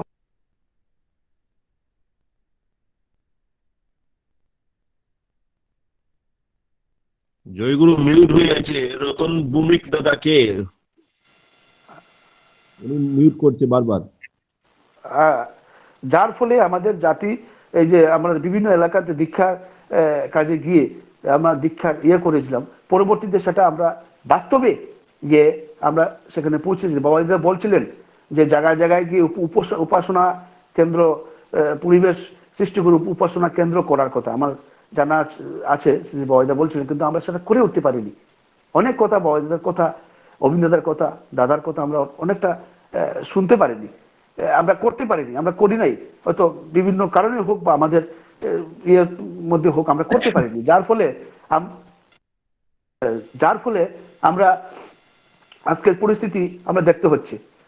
দাদা আশীর্বাদ করেছেন, দাদার আশীর্বাদে আমরা যদি ফোনের মাধ্যমে বা যতটুকু যোগাযোগ মধ্যে, যেটা করোনার ভাইরাস বা যে পরিবেশটা নিয়ে সৎসঙ্গ দেবঘ থেকে যেটা নির্দেশিকা আছে সেটাকে মেনে আমরা যখন সবাই চলছে, দীক্ষার কাজ চলছে, আমাদের এখানেও আমাদের 3 নম্বর উপজেলা কেন্দ্রে নির্মলদা ওনার স্ত্রী ওনারাও বলছেন, আর আমাদের জয়শ্রী উপজেলা কেন্দ্রের থেকেও খবর আসছে দীক্ষার্থী আছে বিভিন্ন 2 নম্বর উপজেলা কেন্দ্র, 1 নম্বর উপজেলা কেন্দ্র লালজনি, সেখান থেকে খবর আসছে দীক্ষা তো দাদা বলছেন হবে।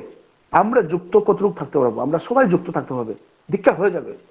তাই আমাদের সবার মঙ্গলের জন্য সবাই যুক্ত থেকে, পরিবারের সবাইকে যুক্ত রেখে আমরা সবাই আনন্দিত হব, শান্তি স্বস্তির অধিকারী হব। ত্রিপুরা রাজ্যে বিশেষ করে আমরা যে এলাকায় ত্রিপুরা রাজ্য কাঞ্চনপুর, আমরা এই ত্রিপুরা আমরা সবাই মিলে যতটুকু সম্ভব দীক্ষার সংখ্যা বাড়িয়ে সবাইকে ঠাকুরের আদর্শিত করব, শান্তি স্বস্তি আবার ফিরে আসবে, জাতি জনজাতির মধ্যে যে সমস্যা চলছে সেটাও ফিরে আসবে। আমি সবার মঙ্গল প্রার্থনা করি, বিশ্ববাসীর মঙ্গল প্রার্থনা করি। আজকে যারা এই অনলাইনের মধ্যে সৎসঙ্গে নাম সংকীর্তনে যোগান দিয়েছেন, সবার মঙ্গল প্রার্থনা পরম দয়ালের আতুল চরণে করে আমার প্রসঙ্গ এখানে শেষ করলাম। সবাইকে জয় গুরু। জয় গুরু। খুব সুন্দর একটা আলোচনা হলো। আমাদের সৎসঙ্গের সময় প্রায় শেষ হওয়ার পথে চলছে। আমাদের আজকের বিশেষ অনুষ্ঠান বিশেষ থাকছে ইষ্ট প্রসঙ্গ কলকাতা, হৃদয়পুর কলকাতা থেকে ষষ্ঠী সুন্দর পোদ্দার দাদা আমাদের ইষ্ট কথা শোনাবেন। তাই আমরা অল্প সময়ের মধ্যে সবাই শেষ করে দেওয়ার চেষ্টা করছি। এখন ওনাকে দিয়ে দিলে হয়, প্রসঙ্গ ওনাকে দিয়ে দেওয়ার জন্য অনুরোধ করছি। পুরোহিতকে আমি এই কথাটা বলছি, সময় কাভার হবে না হলে। আচ্ছা ঠিক আছে। আমি এখন আমার শ্রীযুক্ত ষষ্ঠী সুন্দর পোদ্দার দাদা হৃদয়পুর কলকাতা থেকে ইষ্ট প্রসঙ্গ করার জন্য আমি বিশেষভাবে অনুরোধ করছি। জয়গুরু দাদা। আগে জয়গুরু বলছি, আর একটা তো গান আছে, যিনি আছেন তাকে দয়া করে গানটা দিয়ে দেন, কোনো অসুবিধা নাই। আমি নাই কম সময় বললাম, সেটা নিয়ে কোনো সমস্যা নাই, কিন্তু পরে ওনার গানটা দেবো আমরা, আপনি আপনি আলোচনা করেন দয়া করে। আগে জয় দাদা আপনি 15 মিনিটের উপরে করতে পারবেন, কোনো অসুবিধা নেই, করুন। আগে আমার জীবন বৃদ্ধির পরম উদ্ধতা পরম দয়াল শ্রী শ্রী ঠাকুর, পরমারাধ্যা জগৎ জননী শ্রী শ্রী বর্মা, পরম পূজ্যপাদ শ্রী শ্রী বর্দা, পরম পূজ্যপাদ আচার্যদেব শ্রী শ্রী দাদা, পরম পূজ্যপাদ বাবাই দাদা এবং পরম পূজনীয় অবিন দাদার শ্রী চরণে আমার আভূমি প্রণাম জানাই। আজকে এই মহতি সৎসঙ্গে পুরোহিত, পুত পবিত্র পাঞ্জাধারী কর্মীগণ, ইষ্ট পথযাত্রী শ্রদ্ধ দাদারা ও মায়েরা, যথাযোগ্য স্থানে আমার প্রণাম শ্রদ্ধা ওরা আনন্দিত। জয়গুরু। পরম পূজ্যপাদ বাবাই দাদার আশীর্বাদ পুত উত্তর ত্রিপুরা জেলার এই মহতি সৎসঙ্গে আজ উপস্থিত থাকতে পেরে আমি ব্যক্তিগতভাবে অত্যন্ত ধন্য এবং কৃতকৃতার্থ বোধ করছি। এবং সেই সাথে যিনি দয়া করে অত্যন্ত দয়া পরবশ হয়ে আমার মতো একটি অতি সাধারণ মানুষকে এই মহতি সৎসঙ্গে যোগযুক্ত থাকার একটি সুযোগ করে দিয়েছেন, আমার পরম শ্রদ্ধেয় পরম দয়ালের পুত পবিত্র পাঞ্জাধারী দীক্ষাদাতা কর্মী শ্রদ্ধেয় মানিক দত্তদার প্রতি আমার আমর্ম কৃতজ্ঞতা জ্ঞাপন করছি। সেই সাথে যিনি নেপথ্যে থেকে এই সম্পূর্ণ বিষয়টি সমাধা করেছেন, আমার অত্যন্ত কাছের মানুষ, ভালোবাসার মানুষ, অশেষ শ্রদ্ধাভাজন ডক্টর স্বপন সরকারদার প্রতিও আমি আমার আমর্ম কৃতজ্ঞতা জ্ঞাপন করছি। আমি শুনছিলাম যে এত সুন্দর সুন্দর গান এবং তার পরবর্তী ক্ষেত্রে শ্রদ্ধ রতন ত্রিপুরাদা এবং অনিমেষ পালদা, তারা দুজন এত ব্যক্তিগতভাবে এত বাস্তবনিষ্ঠ আলোচনা করছিলেন। এত ভাবমুখর পরিবেশের যে সৃষ্টি হয়েছে সেটা আর বলার অবকাশ রাখে না। তাদের সেই সমস্ত আচার্যনিষ্ঠ কথা, প্রিয় পরমের কথা, সেই গান সঙ্গীত সবকিছু মিলিয়ে একটা ভাবমুখর পরিবেশের সৃষ্টি হয়েছে। এই যে ভাবমুখর পরিবেশের সৃষ্টি হলো, আজকে এই মহতী সৎসঙ্গে আপনাদের মতো ভক্ত মানুষের সান্নিধ্যে আমি থাকতে পেরে আমার মনটাও ভাবমুখী হয়ে উঠছে। পরম পূজনীয় অবিন্দাদা একদিন বলছিলেন যে এই ভাবমুখী থাকাটা হচ্ছে সাধনা, যে ভাবটাকে ধরে রাখা, যে আমার মনটা সবসময় ততমুখী হয়ে থাকবে, এটা হচ্ছে সাধনা।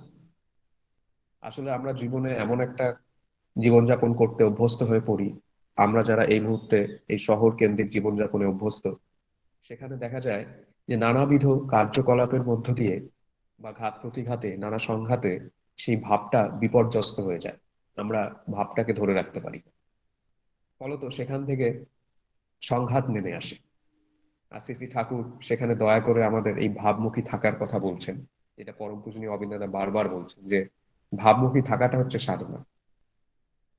এই যে আমার মনটা যে সবসময় ঠাকুর ঠাকুর করছে, আমার মনটা যে সবসময় তার রঙে রাঙিয়ে থাকছে, বা রাঙিয়ে থাকতে গেলে যা যা করা দরকার আমি যদি তাই তাই করি, তার মধ্যে দিয়ে কিন্তু ভাবমুখী থাকা যায়।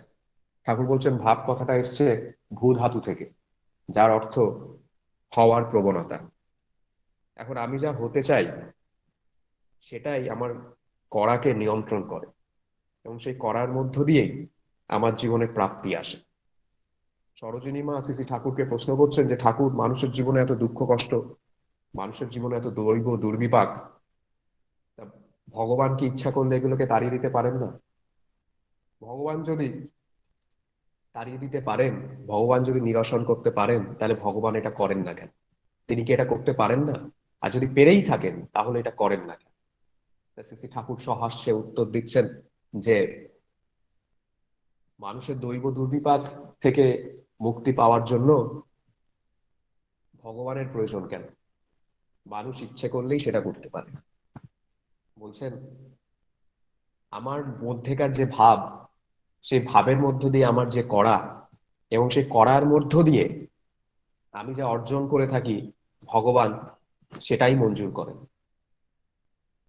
আমি যদি আমার করার ভিতর থেকে দৈব দুর্বিপাক অর্জন করে থাকি, ভগবান সেটাই মঞ্জুর করবেন, আমার জীবনে দৈব দুর্বিপাকই নেমে আসবে। আর আমি যদি করার মধ্য দিয়ে তৎ নিরাকরণী ভাব নিয়ে সেখান থেকে উঠে আসার জন্য যাবতীয় কর্ম করি, এবং সেই করার মধ্য দিয়ে যদি জীবনে আলোক বর্তিকা অর্জন করে থাকি, জীবনে যাবতীয় পজিটিভ কনসার্ন অর্জন করে থাকি, তো ভগবান সেটাই মঞ্জুর করবে। তাহলে সবকিছুর মূলে হচ্ছে করা। যে আমার করাটা যেমন হবে, আমার প্রাপ্তিটাও তেমন হবে। কিন্তু এখন করতে গেলে ভাবটাকে ঠিক রাখতে হবে। ঠাকুর বলছেন যেমন, যে আমার পূর্ণপুঁথিতে একটা জায়গায় ঠাকুর বলছেন যে আমাকে যে যা ভাবে আমি তাই। তারপরের লাইনটা এরকম যে জ্ঞানীর কাছে ব্রহ্ম হই, নাস্তিকের কাছে কিছু নেই। তিনি নাস্তিকের কাছে কিছু নন, কিন্তু জ্ঞানীর কাছে ব্রহ্ম। সুতরাং আমার যেমন ভাব, আমার লাভটাও সেরকম। তাহলে সবকিছুর মূলে কিন্তু এই ভাবটাকে ধরে রাখা। এই ভাবটাকে ধরে রাখতে গেলে আবার এটাও ঠিক যে কর্ম অনুযায়ী ভাবের সৃষ্টি হয়। আমি যেমন কর্ম করব, আমার মধ্যে ভাবটা তেমনই আসবে। সুতরাং কর্ম এবং ভাবের একটা পরিপূরকের সম্পর্ক আছে। আমি এই প্রসঙ্গে একটা কথা বলি যে এইখানে আমি যেখানে থাকি, হৃদয়পুরে, এখানে যখন করোনার প্রথম প্রাদুর্ভাব দেখা দিল, প্রথম যখন করোনা আসলো, স্বাভাবিকভাবেই পশ্চিমবঙ্গ সরকার সেটাকে লকডাউনের আওতায় নিয়ে আসলেন। লকডাউন হলো। লকডাউনের বেশ কিছুদিন পর, লকডাউন তখন 1-1.5 মাস হয়েছে, ঠিক সেরকম সময় মাঝে একদিন আমি আমার পাড়ার দোকানে নিত্য প্রয়োজনীয় জিনিসপত্রগুলো কিনতে গেছি। ঠিক এরকম সময় একজন গুরু ভাইয়ের সাথে আমার দেখা হয়। তিনি উড়িষ্যার মানুষ, বেঙ্গালুরুতে তার জন্ম, বেঙ্গালুরুতেই বড় হয়ে ওঠা। তার বাবা মা উড়িষ্যায় ছিলেন, কিন্তু পরবর্তীকালে তিনি কর্মসূত্রে কলকাতায় আছেন, তো তিনি হৃদয়পুরে থাকেন। তো তাকে আমি জিজ্ঞেস করলাম, আগে দাদা কেমন আছেন? তিনি আমায় বললেন, আগে জয়গুরু, খুব ভালো আছি, মালিকের দয়ায় খুব ভালো আছি। আর যদি কিছু নেগেটিভ কিছু ঘটেও থাকে, মালিকের দয়ায় সেটা ভালোর জন্যই ঘটছে, এবং তার দয়ায় আমি দিব্য আছি। এই যে তার যে এই কথা, তিনি এতটা প্রত্যয় নিয়ে, এতটা কনভিকশন নিয়ে কথাগুলো বললেন, আমার হৃদয়ে ভীষণভাবে মানে একটা প্রত্যয় সৃষ্টি করলো। আমার মনটাও যেন একটু ভাবমুখী হয়ে উঠল। আবার একই সেক্টরে কাজ করা একটা মানুষ, যিনি আমার বাড়ির পাশেই থাকেন, একদম আমার পাড়াতেই থাকেন, আমি জানি যে তিনি একই সেক্টরে কাজ করেন, ওই ভদ্রলোক যেখানে কাজ করেন আমার ওই গুরু ভাইটিও সেখানে কাজ করেন। যে মানুষটি, তিনি দীক্ষিত নন, তাকে আমি জিজ্ঞেস করলাম আগে কেমন আছেন, তিনি আমায় বলছেন আর বলো না ভাই, যা অবস্থা, কি করে কি চলবে, কি হবে কিছু বুঝতে পারছি না। এবং তার জীবনে যাবতীয় অবসাদের জায়গাটা, যাবতীয় ব্যর্থতার জায়গাটা, যাবতীয় কারুণ্যের জায়গাটা তিনি আমার সামনে প্রস্ফুটিত করলেন, প্রকাশ করলেন। তাহলে আমার বক্তব্য হচ্ছে এখানে যে একই জিনিস ঘটছে দুটো মানুষের জীবনে, একই সেক্টরে তারা চাকরি করেন, একই জিনিসগুলো তাদের মধ্যে, একই নেগেটিভ জিনিসগুলো তাদের মধ্যে ইম্প্যাক্ট ফেলছে, কিন্তু একটা মানুষ তাকে ধরে অচ্যুত অটল হয়ে ভীষণ দিব্যভাবে জীবনটাকে কাটাচ্ছে, আর আরেকটা মানুষ ব্যর্থতায়, কারুণ্যে বিপর্যস্ত বোধ করছে। পার্থক্যটা এখানে। আমরা সবাই করছি, কিন্তু এই করার মধ্যে পার্থক্যটা এখানে যে আমরা যারা তাকে ধরে আছি, সেই ধরে থাকার মধ্য দিয়ে আমাদের জীবনে একটা আশ্রয় আছে, আমাদের জীবনের মালিক আছে, এবং তাকে ধরে চলার মধ্য দিয়ে আমাদের জীবনটা আবর্তিত হচ্ছে। শ্রী ঠাকুর বলছেন, তুমি লতার স্বভাব অবলম্বন করো, আর বৃক্ষকে জড়িয়ে ধরো, সিদ্ধ কাম হবে। আর এখানেই এই দীক্ষার প্রয়োজনীয়তা, আর এখানেই আদর্শ গ্রহণের সার্থকতা। আদর্শরূপ বৃক্ষকে জড়িয়ে ধরতে হবে, লতার স্বভাব অবলম্বন করতে হবে। এখানেই জীবনের সার্থকতা। জীবনে সিদ্ধি পেতে গেলে, জীবনে সিদ্ধ কাম হতে গেলে, জীবনে সাফল্য পেতে গেলে জীবনের ভালোবাসার একটি কেন্দ্রবিন্দু থাকা দরকার। আমাদের নগরকেন্দ্রিক জীবনযাপনে আমরা যারা অভ্যস্ত হয়ে উঠেছি, সেখানে মূল সমস্যাটা হচ্ছে যে সেখানে কোনো ভালোবাসার কেন্দ্রবিন্দু নাই। একটা মানুষ গিয়ে একটা মানুষকে কাছে গিয়ে কথা বলবে, প্রাণের কথা বলবে, সেই সময়টা এই শহরের মানুষদের নেই। রবীন্দ্রনাথের একটা লাইন আছে যে আমি হৃদয়ের কথা বলিতে ব্যাকুল, শুধাইল না কেহ। যে মানুষ কিন্তু হৃদয়ের কথা বলতে চায়, কিন্তু শুধানোর লোক নেই, অর্থাৎ জিজ্ঞাসা করার লোক নেই। যে আমি, আমার কাছে একটা মানুষ আসছে, তিনি তার হৃদয়ের কথা বলবেন, কিন্তু আমি আমার সময়ের অজুহাত দেখিয়ে তার কথাটা শুনছি না।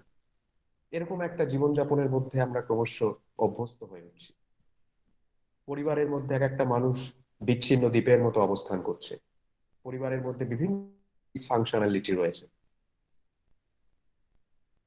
তাদের মধ্যে ভালোবাসার কোনো বিনিময় নাই, কোনো ট্রানজাকশনস নাই। এরকম একটা অস্থির সময় দাঁড়িয়ে, একটা হিংসা উন্মত্ত সময় দাঁড়িয়ে আমরা যখন চারপাশে তাকিয়ে দেখি, তার মূল কারণটা হচ্ছে যে এখানে ভালোবাসাটা নাই, ভালোবাসার চর্চাটাই।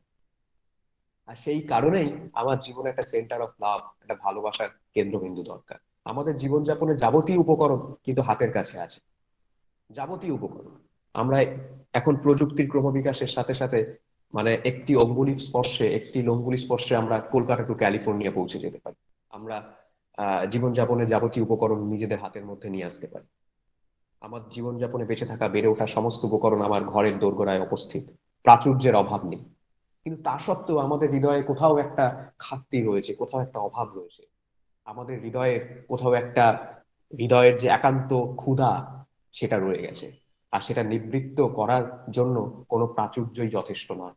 যতই প্রাচুর্য থাকুক, যতই যা কিছু থাকুক, যতই আমার জীবনযাপনের সমস্ত উপকরণ থাকুক, সেটা সেই অভাবকে পরিপূরণ করতে পারে না।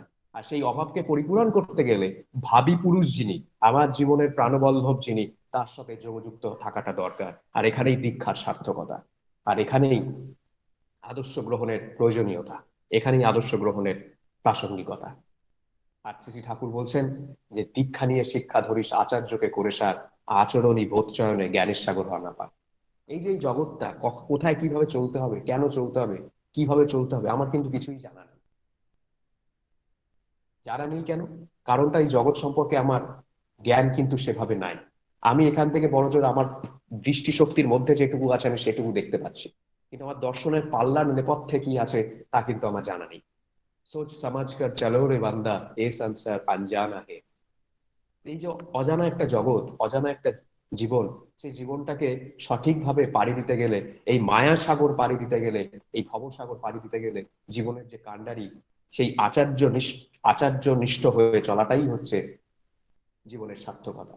আচার্য প্রতি মুহূর্তে কি করেন? আমার জীবনের যাবতীয় খাতগুলোকে পরিপূরণ করেন। আমি একটা কথা বলি যে আমরা একটা সময় যখন বিশ্ববিদ্যালয়ে পড়াশোনা করছি, যে জীবনে বেঁচে থাকার সমস্ত উপকরণ আমার জীবনে আছে, খাওয়া পড়া আছে, প্রাচুর্য আছে, বেঁচে থাকার সমস্ত উপকরণ আছে, দিব্য আছি, খাচ্ছি দাচ্ছি, ঘুরে বেড়াচ্ছি, কিন্তু কোথাও গিয়ে যেন কিছু একটা অভাব বোধ, কোথাও গিয়ে একটা কিছু যেন হৃদয়ের কে কুড়ে কুড়ে খাচ্ছে। কেন বেঁচে থাকা, কেন এই জীবন? যে সকালবেলা ঘুম থেকে উঠছি, নিজস্ব কর্মক্ষেত্রে যাচ্ছি, আবার ফিরে আসছি, ঘুমিয়ে পড়ছি, আবার পুনরায় প্রত্যেকদিন সকালবেলা উঠে কর্মক্ষেত্রে যাচ্ছি। এই কি জীবন? এই কি বেঁচে থাকা? এই কি আবর্তের মধ্যে ঘুরপাক খাওয়া একটা জীবন? এর কি কোনো উদ্দেশ্য নাই?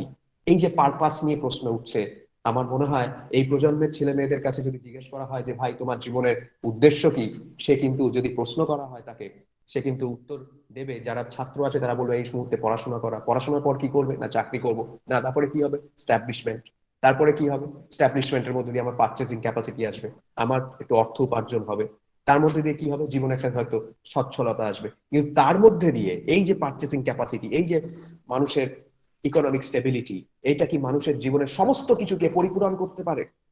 প্রশ্ন কিন্তু থেকেই যায়। তো জীবনে আমার এরকম একটা সময় দাঁড়িয়ে আমি যখন এরকম ভাবে উদ্ভ্রান্তের মতো ঘুরে বেড়াচ্ছি, তখন জীবনের উদ্দেশ্য নিয়ে যখন সন্দিহান হয়ে পড়েছি, দ্বিধাগ্রস্ত হয়েছি, পথভ্রান্ত হয়েছি, ঠিক সেরকম সময় পরম পূজ্যপাদ বাবাই দাদা দয়া করে ভালোবেসে কাছে টেনে ভালোবাসায় পূর্ণ করে দিলেন।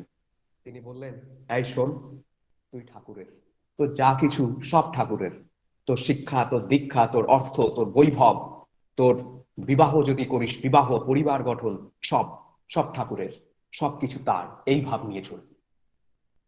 তাহলে তিনি সেই জীবনকে দেখার একটা দৃষ্টিভঙ্গি পাল্টে দিলেন। তার কাছে গিয়ে আমার জীবনকে দেখার দৃষ্টিভঙ্গিটা শুভ সন্দিগ্ধ হয়ে উঠল। তিনি ভাবটাকে ধরিয়ে দিলেন, তিনি ভাবের রাজ্যে প্রবেশ করিয়ে দিলেন, যে এই ভাব নিয়ে চলবি যে আমি ঠাকুরের।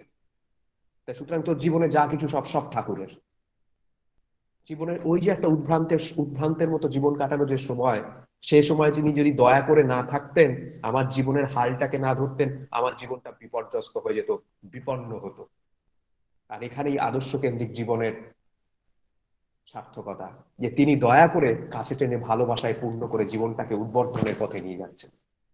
সুতরাং আমরা যত শিক্ষায় শিক্ষিত হয়ে উঠি না কেন, আমাদের যত একাডেমিক ডিগ্রি থাকুক না কেন, আমাদের যত কিছুই থাকুক না কেন, সবকিছুর মূলে কিন্তু সেই আদর্শ প্রাণতা, সেটা যদি না থাকে তাহলে কিছুই হওয়ার নয়। আমরা চারপাশের বিভিন্ন একাডেমিক ইনস্টিটিউশনের পড়াশোনায় অভ্যস্ত হয়ে উঠেছি, আমাদের জীবনযাপনের যাবতীয় উপকরণ আমাদের হাতের কাছে আছে, আমরা প্রতি মুহূর্তে ছুটছি কিসের পেছনে ছুটছি? আমরা প্রতি মুহূর্তে অর্থের পেছনে ছুটছি, আমরা প্রতি মুহূর্তে প্রভাব প্রতিপত্তির পেছনে ছুটছি, সমাজের নাম যশের আকাঙ্ক্ষায় ছুটছি। এই যে ছোটা, এই যে নিরন্তর ভাবে ছোটা, সেই ছুটতে ছুটতে ছুটতে ছুটতে আমাদের জীবনের যে প্রকৃত উদ্দেশ্য, আমাদের জীবনের যে প্রকৃত পারপাস, সেটা আমরা ভুলে থাকছি। শ্রী ঠাকুর বলছেন যে গন্তব্যের কথা, আমার গন্তব্য কোথায়? ঠাকুর বলছেন ঈশ্বর প্রাপ্তি। আর ঈশ্বর প্রাপ্তি মানে ঈশ্বর আপ্তি। ঈশ্বর আপ্তি মানে ওই আচার্যের নির্দেশ পরিপালন করার মধ্য দিয়ে ধারণ পালন সম্বেক সিদ্ধ ব্যক্তিত্বের অধিকারী হয়ে ওঠা, এটাই হচ্ছে ঈশ্বরত্ব। এছাড়া ঈশ্বরত্ব কিছু নয়। পরম পূজনীয় অবিন্দ দাদা একদিন বলছেন যে আমরা আকাশের ভগবান খুঁজতে যাই এবং পাতালের ভগবান খুঁজতে যাই বলে আমাদের জীবনে এত সমস্যা। ঠাকুর বলছেন ভগবান কথার অর্থ তাকে আগে জানতে হবে। আমি যদি কাউকে বলি তুমি রূপবান, তার মানে কি? তার মানে হচ্ছে যে যার ভিতরে রূপ অধিক মাত্রায় আছে তিনি রূপবান। আমি যদি কাউকে বলি গুণবান, তার মানে সেই মানুষটার মধ্যে গুণ অধিক মাত্রায় আছে। অর্থাৎ এই যে বান প্রত্যয়টা যেখানে যুক্ত হচ্ছে, তার মানে এটা বোঝায় যা অধিক মাত্রায় আছে। তাহলে ভগবান মানে হচ্ছে যার ভিতরে ভগ অধিক মাত্রায় আছে। এখন এই যে ভগ শব্দের অর্থটা কি সেটা আগে জানতে হবে। ঠাকুর বলছেন ঐশ্বর্য, বীর্য, জ্ঞান, শ্রী, যশ, বৈরাগ্য, এই ষড়ৈশ্বর্যকে বলা হয় ভগ। অর্থাৎ এই যে ষড়ৈশ্বর্য যার ভিতরে বিরাজ করছে, যার মধ্যে অধিক মাত্রায় আছে, তিনিই আমার ভগবান। জগতের সমস্ত ঐশ্বর্য, জানা, ভালোবাসা, কর্ম, যার ভিতর সহজ উচ্চারিত, যার প্রতি আসক্তিতে আমার বিচ্ছিন্ন জীবন ও জগতে চরমতম সমাধান লাভ হয়, তিনি আমার ভগবান। তার কাছে যে প্রতি মুহূর্তে উন্মুক্ত হওয়া যায়, তার কাছে গিয়ে হৃদয়ের কথাটা খুলে বলা যায়, তিনি দয়া করে সেখানে পথ বাতলে দেন। আমরা যত শিক্ষায় শিক্ষিত হই না কেন, শ্রী ঠাকুর বলছেন শিক্ষার প্রাণী হচ্ছে জীবন্ত আদর্শে একনিষ্ঠ তৎপরতা, শরীর ও মনের কেন্দ্রায়িত সক্রিয় সেবাপ্রবণ আত্মনিবেদন। এ বাদ দিয়ে যে শিক্ষা সে যাই হোক, যেমনই হোক, আর যত বড়ই হোক, অবিন্যস্ত, অমার্জিত, বিক্ষিপ্ত, উপল খণ্ডবৎ এবং সমাজের বিস্ফোরণী সংবেদক। শ্রী ঠাকুর এই বাণীটা ঠাকুরের এই বাণীটা সম্বিতি বাণী গ্রন্থের শিক্ষা অধ্যায়ের প্রথম বাণী এটা, যে সবকিছুর মূলে হচ্ছে আদর্শ প্রাণতা, আদর্শে একনিষ্ঠ তৎপরতা। তিনি যা বলেন, আমার আচার্য যা বলেন, সেটা বাস্তবে করার মধ্য দিয়ে তার প্রীতির কারণ হয়ে ওঠা, এটাই সাধনা। এ ভিন্ন অন্য কোনো সাধনা নেই।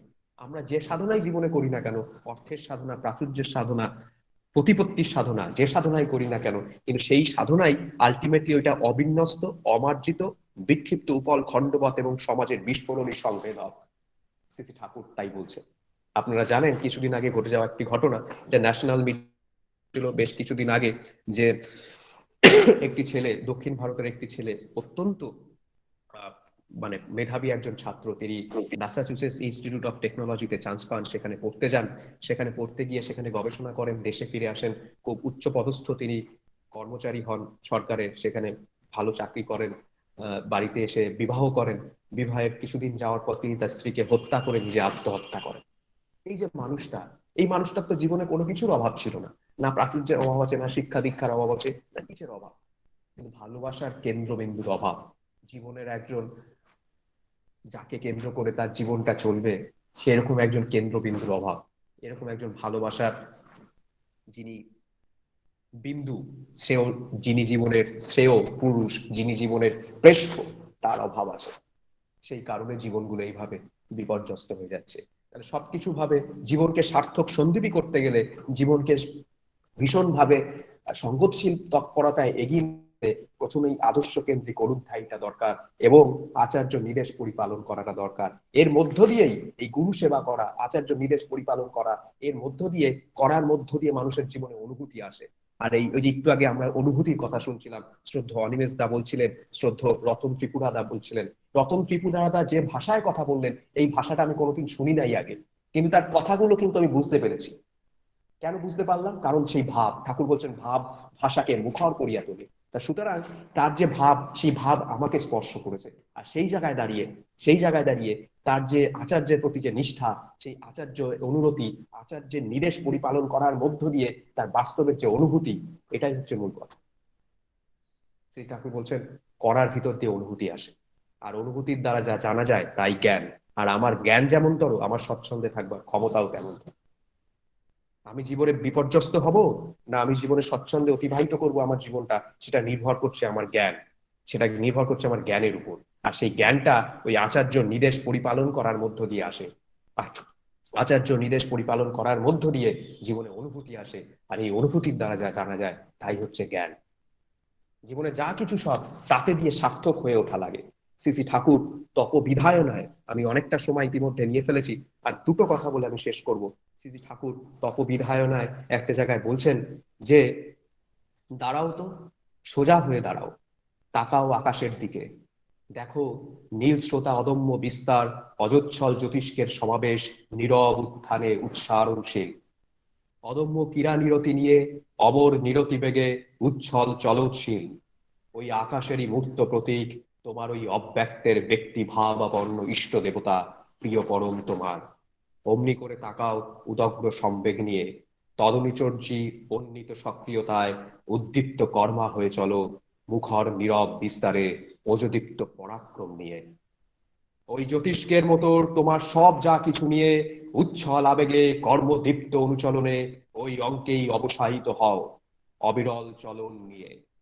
সার্থক হয়ে উঠুক তোমার ব্যক্তিত্ব, দীপ্ত হয়ে উঠুক তোমার ব্যক্তিত্ব, যত উজ্জ্বল বিনীত প্রীতি উদ্দাম হয়ে উঠুক পরম সার্থকতায়, ওই তাতেই তোমার প্রিয় পরমে। বাণী সংখ্যা 198, তপবিধায়নে এই বাণীটা আছে। তাহলে সবকিছু সার্থকতা ওখানেই, যে আমার জীবনে যা কিছু আছে, জীবনে যা কিছু আছে সবকিছু তাতে দিয়ে সার্থক হয়ে ওঠা। আর এগুলো করতে গেলে সবকিছুর মধ্যে যেটা দরকার, ঠাকুরের থার্ড প্রিন্সিপাল যেটা, সেটা হচ্ছে বিবাহ, মোস্ট ফান্ডামেন্টাল প্রিন্সিপাল। বিবাহটার কথার অর্থ হচ্ছে বিশেষভাবে বহন করা। তাহলে এই যে তার যে সমস্ত কিছু, সেটা যদি আমি বহন করতে চাই, জীবনে যদি পরিপালন করতে চাই, তাহলে আমার মধ্যে ভালো সংস্কার থাকা দরকার। আমার মধ্যে যদি সেই সংস্কার না থাকে, আমার পূর্বপুরুষের অর্জিত যা কিছু শুভ সন্দীপ্ত সংস্কার, সেটা যদি আমার মধ্যে না থাকে, আমি কিন্তু প্রিয় পরমের পথে সঠিকভাবে চলতে পারবো না। আর সেই কারণেই বিবাহটা ভীষণভাবে দরকার। ঠাকুর প্রতিলোম বিবাহের কথা বলেছেন, আপনারা জানেন। সেটাকে অবশ্যম্ভাবী ভাবে যে কোনো ক্ষেত্রে সেটাকে পরিত্যাগ করতে হবে, সেটাকে প্রত্যাখ্যান করতে হবে, কোনোভাবে যাতে কোনো রকম ভাবে প্রতিলোম সংস্পর্শ না হয় সেদিকে লক্ষ্য রাখা। এবং অনুলোম বিবাহ, আমার আগে একটা মিসকনসেপশন ছিল যে বর্ণ 4টে বর্ণ, বিপ্র, ক্ষত্রিয়, বৈশ্য, শূদ্র। তো বিপ্র পিতা যদি ক্ষত্রিয় কন্যাকে বিবাহ করেন তাহলে বুঝি অনুলোম বিবাহ হয়, এটাকে আমার ধারণা ছিল। কিন্তু পরম পূজ্যপাদ বাবাই দাদা সেই ভুলটা ভাঙিয়ে দিলেন। তিনি বললেন যে বিপ্র প্রথমে সবর্ণেই বিবাহ হবে, পরবর্তী ক্ষেত্রে সে যদি প্রথম স্ত্রীর অনুমতি সাপেক্ষে এবং প্রথম স্ত্রীর যদি পুত্র সন্তান থাকে তার অনুমতি সাপেক্ষে দ্বিতীয় বিবাহ করে অন্য বর্ণের কোনো একটা কন্যাকে, তাহলে সেক্ষেত্রে অনুলোম বিবাহ হতে পারে। কিন্তু তিনি আবারও স্মরণ করে দিলেন যে এই মুহূর্তে অনুলোম বিবাহ ভারতবর্ষে সম্ভব নয়, কারণ ভারতবর্ষের হিন্দু ম্যারেজ অ্যাক্ট অনুযায়ী একটি বিবাহই সিদ্ধ আইনত। সুতরাং এখন যা বিবাহই হবে সব সবর্ণে কিন্তু ভিন্ন গোত্রে। সুতরাং সেই দিকে গুলো লক্ষ্য রেখে সেইভাবে আমরা যদি চলি, আমরা নিশ্চয়ই তার ইচ্ছাকে পরিপূরণ করতে পারবো বাস্তবে। আর এখানে যে ঠাকুরের যে বলা বিবাহ নিয়ে, এখানে কোনো বৈষম্য নেই, এখানে কোনো ডিসক্রিমিনেশন নেই। এটা একটা ডিভাইন ক্লাস অফ লেবার। এখানে কিন্তু কোথাও কোনো ডিসক্রিমিনেশন নেই, কাউকে ছোট করা নেই, কিচ্ছু নেই। আর্য কৃষ্টির মূল জিনিসটাই হচ্ছে অযোগ্যকে যোগ্য করে তোলা এবং যোগ্যকে যোগ্যতর করে তোলা। এখানে নেগেটিভ কোনো কিছু স্থান নাই। তো সুতরাং তিনি যা কিছু বলেছেন সব বৈশিষ্ট্যের উপর দাঁড়িয়ে, বৈশিষ্ট্যের উপর দাঁড়িয়ে সমস্ত কিছু হবে। সুতরাং আর আচার্যদেব শ্রী দাদা, যে আচার্যদেব শ্রী দাদা যে দয়া করে 3.5 কোটি দীক্ষার আশীর্বাদ করেছে, আজকে আপনাদের কথা শুনে আমি ব্যক্তিগতভাবে প্রাণিত হলাম, আমি করার প্রেরণা পেলাম। আমার অশেষ সৌভাগ্য যে আজকে আপনাদের মতো ভক্ত মানুষদের সঙ্গ আমি এখানে করতে পারলাম। আমার নিজেকে অত্যন্ত ধন্য এবং কৃতকৃতার্থ বলে মনে হচ্ছে। আপনারা সবাই ভালো থাকেন, তাকে কেন্দ্র করে চলেন, আর এইভাবেই আরো থেকে আরোতর হয়ে ওঠেন এবং আমাদের প্রত্যেককে তার পথে প্রেরণা দেন, তার পথে চলার প্রেরণা দেন, আমাদের প্রত্যেককে প্রেরণা প্রবুদ্ধ করে তোলেন। আমি ব্যক্তিগতভাবে বিশ্বাস করি যে ত্রিপুরার প্রত্যেকটি মানুষ তারা এই আচার্য নির্দেশ পরিপালন করার মধ্য দিয়ে, আচার্যের ব্যক্তিগত ইচ্ছেকে পরিপূরণ করার মধ্য দিয়ে তার প্রীতির কারণ হয়ে উঠেছেন। আপনারা তার ইচ্ছে পূরণের যন্ত্র হয়ে উঠেছেন। শ্রী ঠাকুর বলছেন সাধনা এটাই যে আমার ইষ্টের ইচ্ছে পূরণের যন্ত্র হয়ে ওঠা। আপনারা সেটা হয়ে নিজেরা প্রত্যেকে হয়ে সেটা আচার্যের প্রীতির কারণ হয়ে উঠেছেন, পূজ্যপাদ বাবাই দাদার প্রীতির কারণ হয়ে উঠেছেন, পূজনীয় অবিন দাদার প্রীতির কারণ হয়ে উঠেছেন। আপনাদের জীবন সার্থক, আপনারা এইভাবেই সার্থক সন্দীপী হয়ে চলেন। আর আমাদের মতো আমরা যারা কলকাতায় থাকি তাদেরকে প্রেরণা দিয়ে এইভাবেই এগিয়ে নিয়ে চলেন। সবাই ভালো থাকেন, তাকে কেন্দ্র করে চলেন, আরো থেকে আরোতর হয়ে ওঠেন। জয় গুরু, বন্দে পুরুষোত্তমম।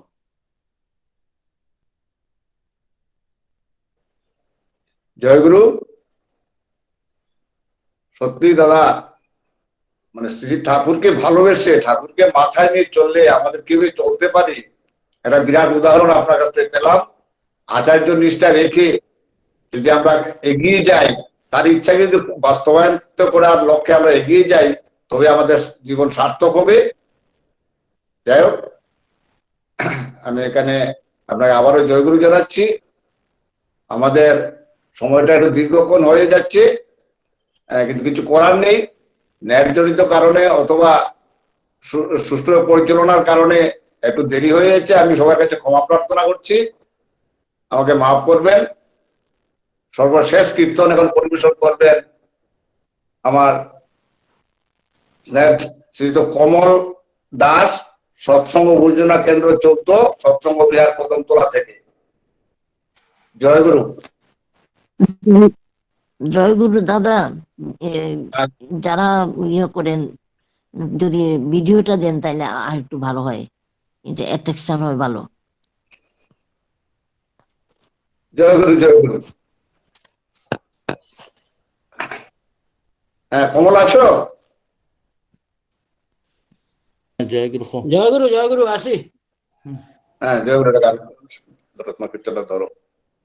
যত ছোট করা সম্ভব হয় সম্ভব করবে, চেষ্টা করবে, কারণ সময় অতিক্রান্ত হয়ে গেছে প্রায়। জয় গুরু। ঠিক আছে। নামের ধ্বনি শুনে কেটে গেল জীবনের ভুল, সজুরে উঠল এবার রারা রারা। নামের ধ্বনি শুনে কেটে গেল জীবনের ভুল, সজুরে উঠল এবার রারা রারা। কি আনন্দ ধরা ধামে মাতিয়াছে নামে, কি আনন্দ ধরা ধামে মাতিয়াছে আজি, কি আনন্দ ধরা ধামে মাতিয়াছে নামে, কি আনন্দ ধরা ধামে মাতিয়াছে নামে। শুধু রাধা রাধা বল বাইরে, শুধু নামের ধ্বনি শুনে কেটে গেল জীবনের ভুল, সজুরে উঠল এবারে রাধা রাধা। শুনে কেটে গেল জীবনের ভুল, সজুরে উঠল এবারে রাধা রাধা।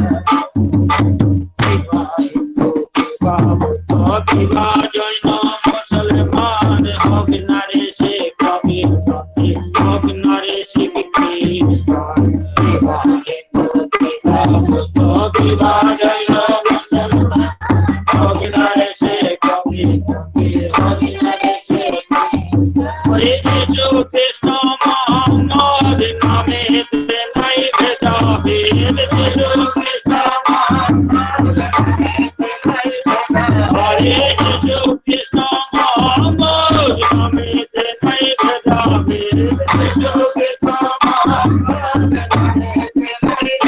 হরে যিশু কৃষ্ণ মোহাম্মদ নামে নাই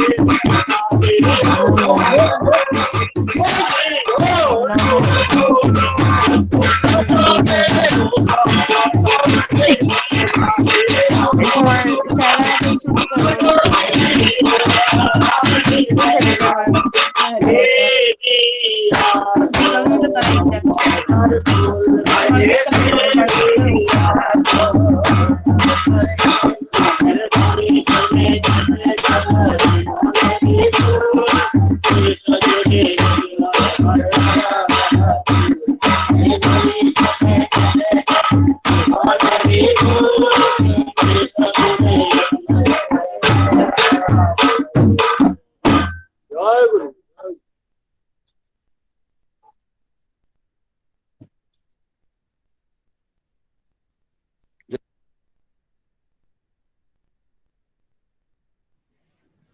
হ্যালো বিরেশ দা, হ্যালো। জয় গুরু।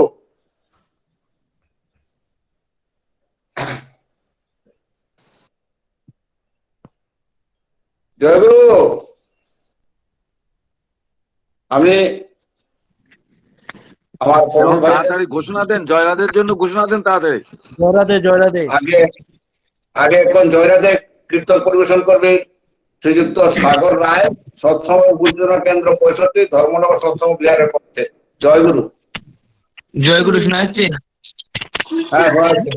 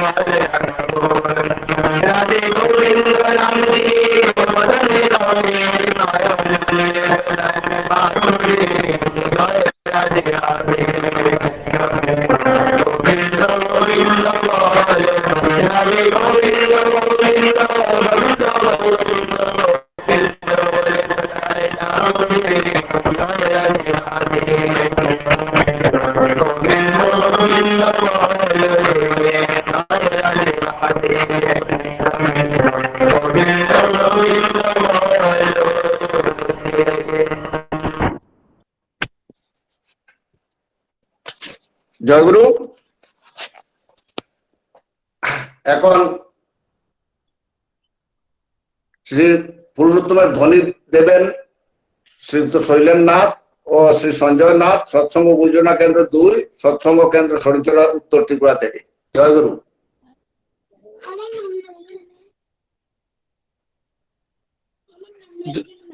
জয়গুরু। জয়গুরু জয়গুরু। হ্যালো, শোনা যাচ্ছে? হ্যাঁ শোনা যাচ্ছে। জয়গুরু।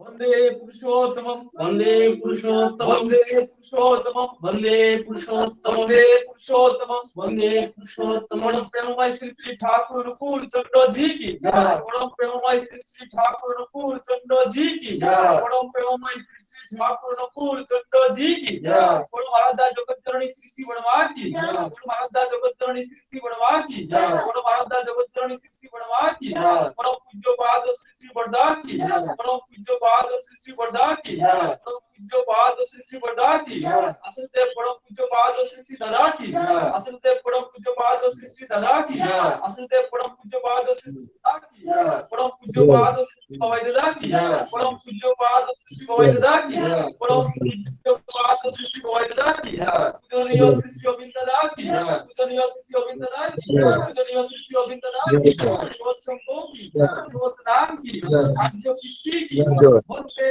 পুরুষোত্তমম বন্দে পুরুষোত্তমম বন্দে আর্য বন্দে আর্য বন্দে আর্য বন্দে আর্য বন্দে দেবতাম বন্দে পুরুষোত্তমম বন্দে পুরুষোত্তমম বন্দে পুরুষোত্তমম পরম প্রেমময় শ্রী শ্রী ঠাকুর ফুলচন্দ্র জি কি জয়।